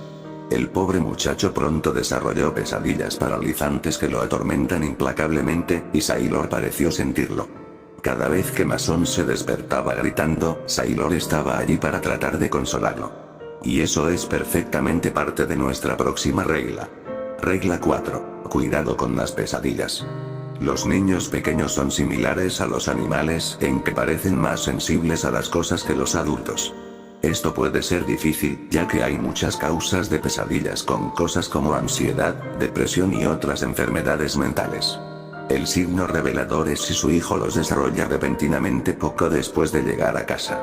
El pobre Mason tenía sueños absolutamente horribles y noche tras noche sería atormentado por ellos. A menudo hablaba del hombre borroso que se le acercaba mientras dormía y susurraba cosas terribles. Incluso dijo que a veces veía al hombre desenfocado mientras estaba despierto, pero nunca más que un vistazo rápido y siempre a la sombra o afuera en ellos. Mal era. Nathan y su esposa estaban preocupados de que Mason pudiera ser esquizofrénico, pero varios médicos han confirmado que este no era el caso. Intentaron darle a Mason pastillas para dormir, varios suplementos e incienso quemado para ayudarlo a dormir más tranquilo. Funcionó por un tiempo, hasta que Natalie comenzó a tenerlo también. Regla 5. Trata de determinar con qué tipo de mente estás tratando. Si ves rayos de un niño pequeño corriendo por los pasillos por la noche o orbes en espiral en el aire, entonces es probable que su vecino etéreo sea bastante benigno. Algunas personas incluso descubren que prefieren vivir con un compañero de habitación espectral y encuentran sus travesuras bastante interesantes. La mayoría cree que los espíritus que mueren antes de lograr lo que su alma desea quedarán atrapados en algún tipo de purgatorio. Muchos están asustados, confundidos y enojados, pero algunos, en su mayoría niños pequeños, a veces parecen casi jubilosos. La mayoría de ellos son molestos pero completamente inofensivos, pero hay otros espíritus. Regla N6. Si usted o un miembro de su familia desarrolla hematomas, cortes o lesiones inexplicables, no los tome a la ligera. Debería ser una gran bandera roja y es una muy mala señal. Si siente que está siendo atacado mientras duerme y se despierta con rasguños o lesiones inexplicables, honestamente salga de la casa. Un espíritu malicioso capaz de infligir daño físico no es algo de lo que se ría. Lo más probable es que sea un demonio y, sinceramente, es el mejor momento. Hay otras entidades relacionadas no abrahámicas que también podrían ser responsables. Son muy raros, pero si se encuentran, bueno, me temo que incluso mis reglas prácticas no serán suficientes para detenerlos. Natalie y Mason sufrieron múltiples rasguños, lesiones e incluso algunos moretones que casi parecían marcas de mordiscos. La esposa de Nathan, Janelle, también fue víctima de estos ataques. Los maestros de los niños en la escuela comenzaron a notarlo y se preocuparon mucho por su seguridad. Obviamente, su primer pensamiento no fue paranormal, sino más bien que los niños fueron maltratados en casa. Solo cuando los servicios sociales amenazaron con sacar a los niños de la custodia, Nathan finalmente accedió a sacarlos de la casa. Janelle y los niños se mudaron con su madre en unas pocas horas, y Nathan se quedó solo con los perros. Regla 7. Hágales saber a la gente lo que está pasando. Sí, sé que la idea de admitir a un amigo cercano que crees que tu casa está embrujada puede ser intimidante, pero generalmente es mejor que las alternativas. El mundo moderno rara vez toma en serio estas afirmaciones. Ponemos fantasmas en películas y videojuegos, pero cuando alguien realmente dice ver uno, no somos tan rápidos para creerlo. La tecnología y la ciencia nos han llevado a creer que estamos a salvo. es nuestra locura, pero también es un tema para otro día. Esta es otra regla que Nathan no ha seguido. Mientras más empeoraban las cosas para él y su familia, más aislado se volvía. En varias ocasiones, llamó a la policía para decirle que creía que alguien había irrumpido, pero nunca encontraron evidencia de ello. Al final, incluso lo pusieron en la lista negra y le advirtieron que cualquier contacto adicional causaría problemas legales. En lugar de decirle a sus padres, a su hermano o a uno de sus amigos lo que estaba sucediendo, se volvió contra sí mismo. Se puso agitado y paranoico, a veces se negó a devolver llamadas telefónicas y mensajes de texto de familiares. Él simplemente interrumpió el contacto y las cosas solo empeoraron. Las reglas 8 y 9 se clasifican en la misma categoría, aunque una es un poco más extrema que la otra. Regla 8, si sospechas que algo está pasando, no está de más limpiar. Como dije antes, el mundo moderno tiene poco tiempo para nutrir la noción de fantasmas y lo sobrenatural, pero eso no debería mantenerte alejado. Si no está seguro de si su casa está embrujada o no, una limpieza de rutina puede hacer maravillas por usted. Estoy dispuesto a apostar que hay médiums y sacerdotes en su ciudad que pueden hacer el trabajo. Incluso si no puede encontrar a nadie en el área, puede conectarse y encontrar instrucciones para usted. No es tan efectivo de esa manera, pero es mejor que nada. Regla N9. Si realmente se siente en peligro, pídale a alguien que haga un exorcismo. No es lo que nadie quiere hacer, pero los tiempos desesperados requieren una acción desesperada. Los sacerdotes y los líderes espirituales son su punto de referencia para este tipo de cosas. Incluso si no eres religioso, estas personas honestamente saben cómo ayudarte. Hay evidencia de que Nathan estaba tratando de hacerlo, pero no está claro exactamente por qué no funcionó. Tal vez lo adivinó, y pensó que podía manejarlo, o tal vez su ego recuperó el control. Nathan había estado reuniendo evidencia por un tiempo y había reunido bastantes pistas. Tenía grabaciones de audio que transmitían los golpes en las paredes y los escalones en los áticos. Tomó varios vídeos, pero ninguno de ellos mostró nada excepto el último, pero en este punto ya era demasiado tarde. En su diario, también escribió que había visto objetos en la casa que levitaba varias veces, pero desafortunadamente, no había evidencia registrada de ellos. Regla 10, la grande. Hagas lo que hagas, no intentes molestar a la mente. Realmente debería ser evidente, pero enojar al espíritu o atreverse a presentarse es una muy mala idea. Pero como habrás adivinado, Nathan y su flujo ilimitado de testosterona decidieron hacer exactamente eso. Se emborrachó mucho una noche y comenzó a meditar sobre todo lo que había sucedido. Nathan siempre fue escéptico, pero incluso él no podía ignorar el impacto psicológico en su familia, ya sea imaginado o no. Se dio cuenta de que su relación con sus hijos y su esposa era muy tensa y que su nuevo hogar se había convertido en un lugar de hostilidad. Esto hizo que Nathan se enojara mucho. Entonces Nathan se levantó y le gritó a su casa vacía que el espíritu viniera a enfrentarlo. Solo se encontró con el silencio, así que volvió a gritar. El espíritu nunca respondió a su llamado. Después de algunos desafíos más detallados, se echó a reír, probablemente pensando que era ridículo. Aparentemente, no todos los que miraban se veían igual. Nathan logró caer en la cama poco después y salió frío en unos minutos. Nathan había mantenido una cámara de seguridad en su habitación con la esperanza de obtener alguna prueba, y esa noche encontró algo. Alrededor de las 2:13 am, Nathan comienza a quedarse dormido en el video de seguridad. Él gruñe y habla brevemente, pero las palabras son ininteligibles. De repente, abrió mucho los ojos en la cama y comenzó a mirar alrededor de la habitación. Nathan parecía estar luchando, pero su cuerpo no se movía. Se cree que sufrió un episodio de parálisis del sueño que lo paralizó temporalmente. Sus ojos continuaron corriendo rápidamente por la habitación. Entonces sucedió algo que nadie que vio el video pudo explicar. La puerta del dormitorio se abrió lentamente, pero la oscuridad del pasillo la estaba devorando. El pecho de Nathan comenzó a bombear frenéticamente arriba y abajo, y sus ojos se abrieron de par en par. Entonces se vio algo moviéndose en el pasillo. Podría haber sido atribuido a un rayo al principio, pero luego se vio que una mano pasaba. Estaba retorcido y de mal humor, como el apéndice miserable y mal formado de un habitante abisal.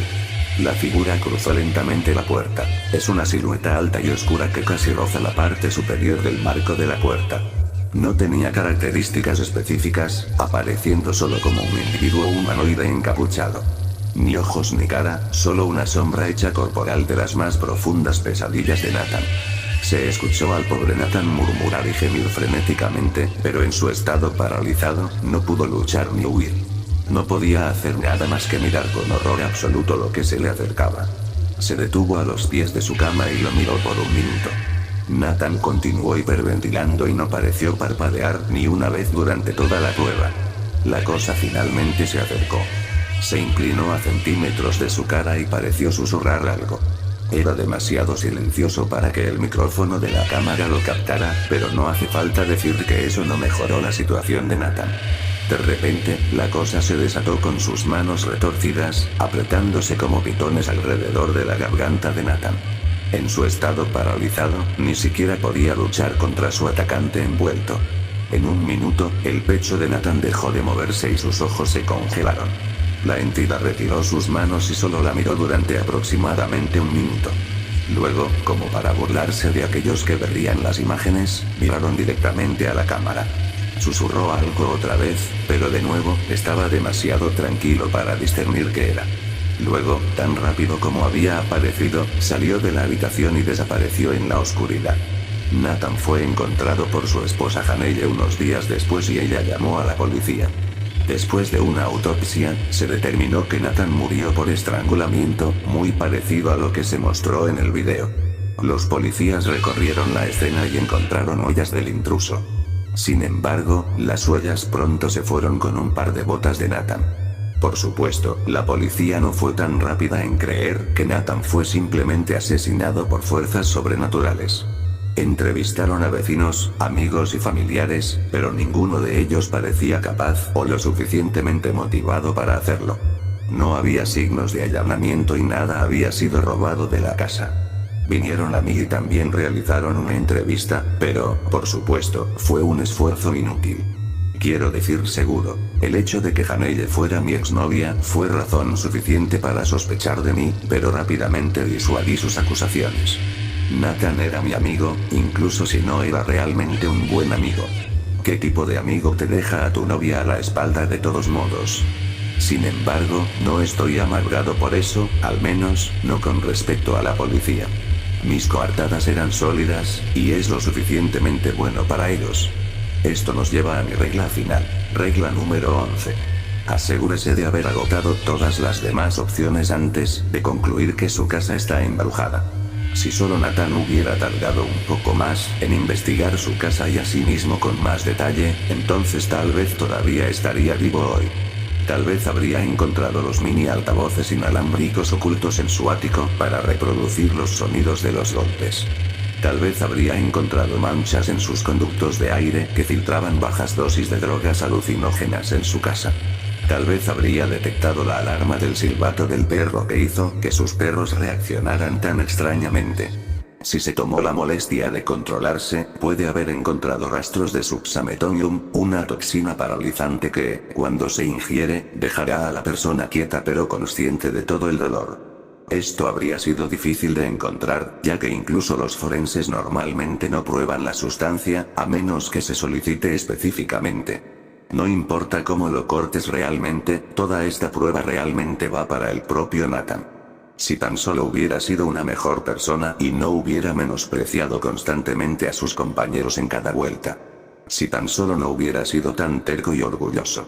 Si no hubiera ido a mis espaldas y hubiera deshuesado a mi exnovia, arruinando así nuestro futuro y enviándome a las profundidades en espiral de una depresión debilitante, entonces tal vez le hubiera ayudado.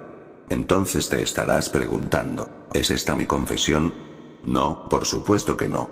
Esta es solo mi lista de sugerencias y reglas sobre cómo las cosas podrían haber sido diferentes para Nathan y su familia. Estas son todas explicaciones hipotéticas y de ninguna manera deben considerarse como pruebas incriminatorias para ser utilizadas en la corte contra mí o cualquier otra persona. Además, si fuera realmente una confesión, eso haría que cualquiera que lo leyera fuera un accesorio del asesinato, y ciertamente no lo querríamos. Espero que entiendan esto y espero que podamos confiar el uno en el otro a este respecto. Después de todo, tengo un software realmente bueno para rastrear direcciones IP, y la web moderna hace que sea increíblemente fácil de acceder.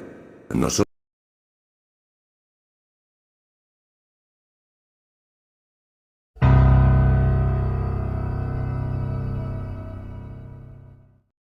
La semana pasada estuve de visita en un pueblo cercano. El lugar está rodeado por altas montañas, cubiertas por extensos y profundos bosques. Es un lugar que te recomendaría visitar si lo que quieres es dar un tranquilo paseo por uno de los muchos senderos que hay por allí. Me encontraba subiendo por uno de estos senderos cuando vi algo en el suelo. Parecía una caja plateada. Al acercarme un poco más, comprobé que se trataba de una cámara digital. Siendo más específicos, es una PowerShot S20 de 12 megapíxeles. Un poco rayada, pero, por lo demás, en óptimas condiciones, y aún sirve a la perfección. Llovió al día siguiente, así que fui bastante afortunado de hallarla antes de eso. Cuando llegué a casa, vi que contenía una tarjeta SD, con varias fotos dentro. Todo esto vale mucho. Siento pena por quien sea que la haya perdido. Solo quería compartir aquí lo que contenía la memoria. Si alguien está interesado en comprarla, por favor avíseme. Con respecto a las fotos, no sé si soy yo, pero siento que hay algo raro en ellas. Díganme qué opinan ustedes. Gracias.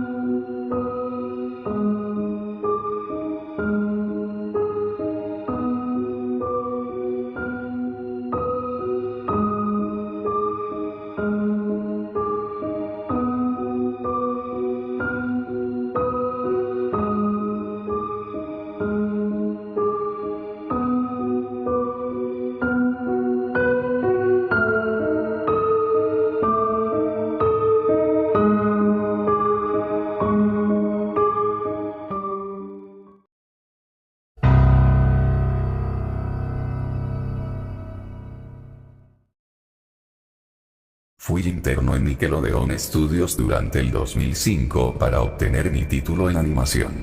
No me pagaban, de hecho la mayoría de las pasantías no son pagadas, pero tuve algunas experiencias más allá de la educación. Los adultos no lo ven como un buen trabajo, pero la mayoría de los niños se cagarían si pudieran estar ahí. Como trabajaba con editores y animadores, me tocaba ver los capítulos nuevos antes de que salieran al aire. Iré al grano sin dar muchos detalles. Acababan de hacer la película de Bob y el staff entero estaba falto de creatividad, así que les tomó mucho tiempo iniciar la siguiente temporada. Pero en realidad, el retraso duró más por razones perturbadoras. Hubo un problema con el primer episodio de la temporada que retrasó por meses a todos y a todo. Otros internos y yo estábamos en el cuarto de edición junto con los animadores principales y los editores de sonido, listos para hacer el corte final. Recibimos una copia de lo que se suponía era Fear of a Krabby Patty y nos reunimos alrededor de la pantalla para ver. Ahora, dado que no era el corte final, a veces los animadores ponían un título falso en tono de broma, un chiste interno como cómo no funciona el sexo en lugar de Rockabye Vivalve cuando Bob y Patricio adoptan una ostra. Nunca fue nada en particular gracioso, pero siempre fueron chistes relacionados con el trabajo. Así que cuando vimos como título Squidward Suicide, el suicidio de Calamardo, no pensamos que fuera algo más que una broma mórbida. Uno de los internos incluso emitió una risa seca. Comienza con la música alegre de siempre. Inicia con Calamardo, practicando con el clarinete, errando algunas notas como siempre. Oímos a Bob riéndose afuera. Calamardo se detiene y le grita que se calle, puesto que tiene un concierto esa noche y necesita practicar.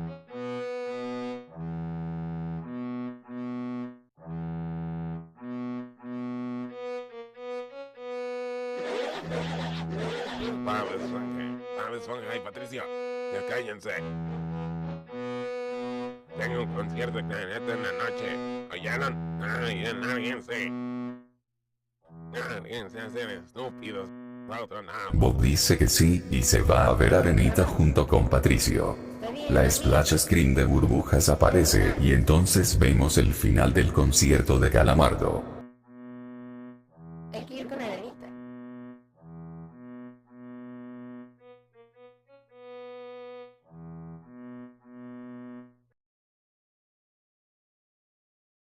Aquí fue donde todo se puso raro. Al estar tocando, algunos cuadros se repitieron una vez, pero el sonido no. En este punto el sonido ya está alineado a la animación, y eso no era común, pero entonces deja de tocar, el sonido termina como si nada hubiese pasado.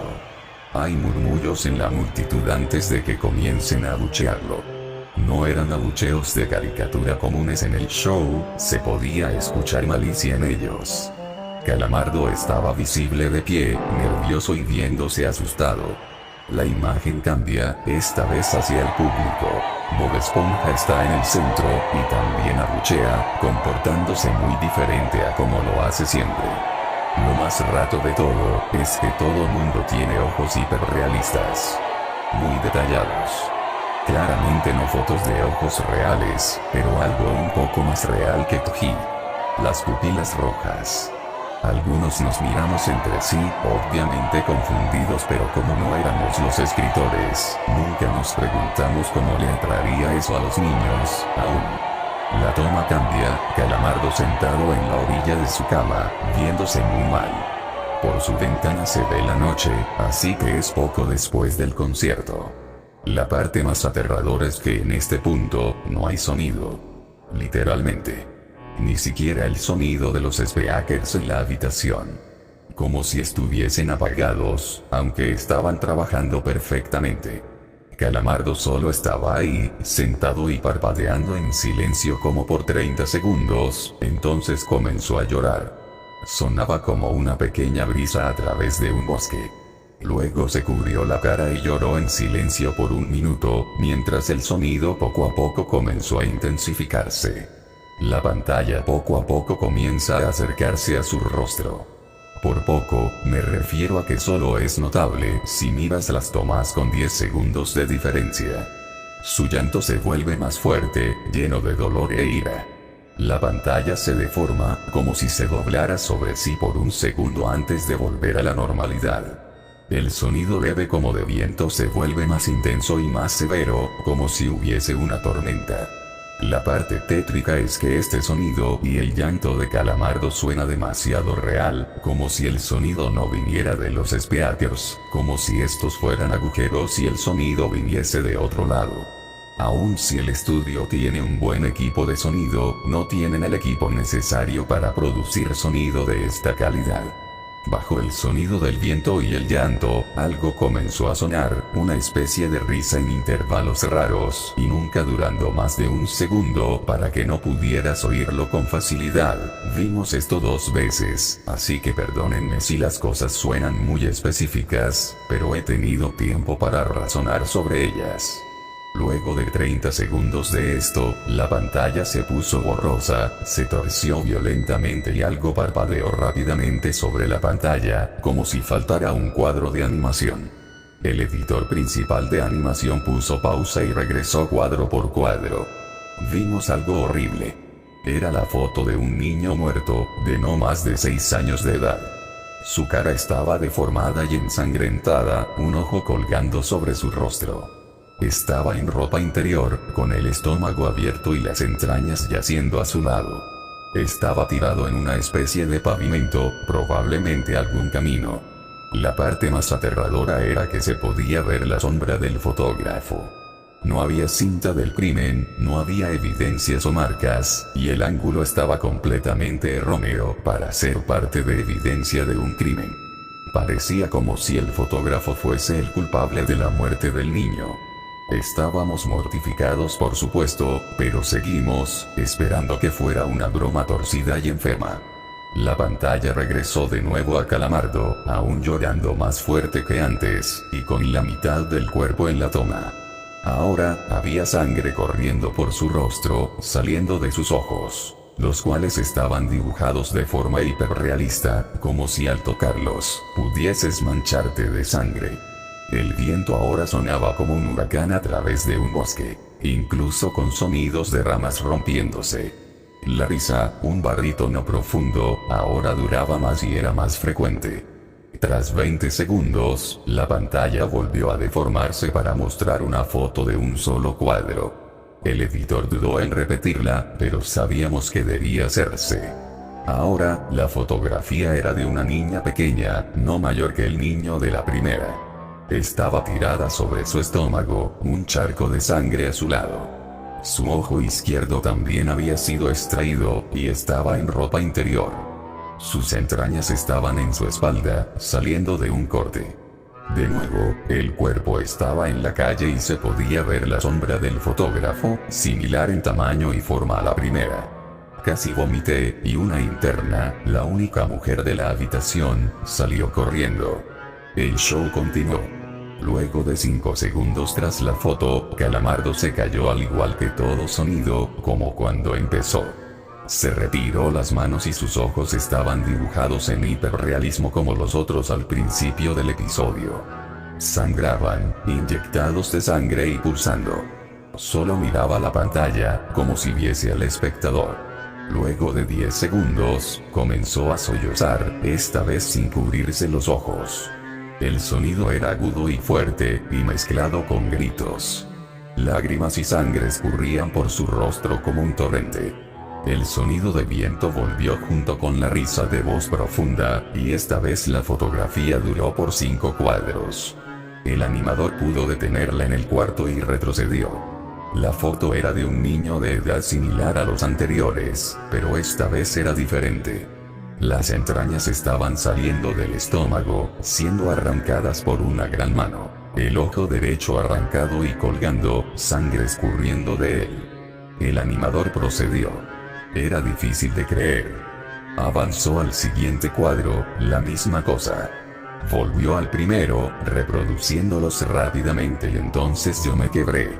Vomité en el piso. Los animadores y editores estaban viendo horrorizados la pantalla. Los 5 cuadros no eran 5 fotos diferentes, eran los cuadros de un video. Vimos como la mano levantaba lentamente las tripas, vimos los ojos del niño enfocándose en la mano, y vimos parpadear al niño los últimos 2 cuadros. El editor principal de sonido nos dijo que paráramos, que tenía que llamar al creador para que lo viera por sí mismo. El señor Hillenburg arribó 15 minutos después, confundido y sin saber por qué lo habían llamado, así que el editor siguió con el episodio. Una vez que terminaron los cuadros, Calamardo volvió a aparecer, viendo al espectador, la toma enfocada en su rostro por 3 segundos. La toma se abrió, y una voz dijo hazlo, mientras Calamardo sostenía una escopeta. Inmediatamente pone el arma en su boca y jala el gatillo. El muro tras él acaba salpicado por sangre y materia gris realista, y Calamardo sale despedido hacia atrás con fuerza. Los últimos 5 segundos muestran su cuerpo sobre la cama, de costado, y un ojo cuelga de lo que queda de su cabeza, viendo fijamente el suelo. El episodio acaba. El señor Hillenburg está furioso, y demanda saber qué demonios está pasando. Muchos dejaron el cuarto en este momento, así que solo unos cuantos de nosotros lo vimos de nuevo. Ver el episodio de nuevo solo sirvió para que se grabara en mi mente y me produciera muchas pesadillas. Siento mucho haberme quedado. La única teoría que tenemos es que el archivo fue editado por alguien en la cadena desde el estudio de dibujo. Llamaron al TO para que analizara qué había pasado. El análisis del archivo muestra que le grabaron material nuevo, y por más que intentamos averiguar qué había ocurrido, no logramos encontrar nada. Hubo una investigación respecto a las fotos, pero no obtuvimos información de ellas. No se identificó a ningún niño, y no encontramos pistas de la información o pistas físicas en las fotos. No creía en fenómenos inexplicables antes de esto, pero ahora sé que cuando algo pasa y no puedo probar que lo ocasionó,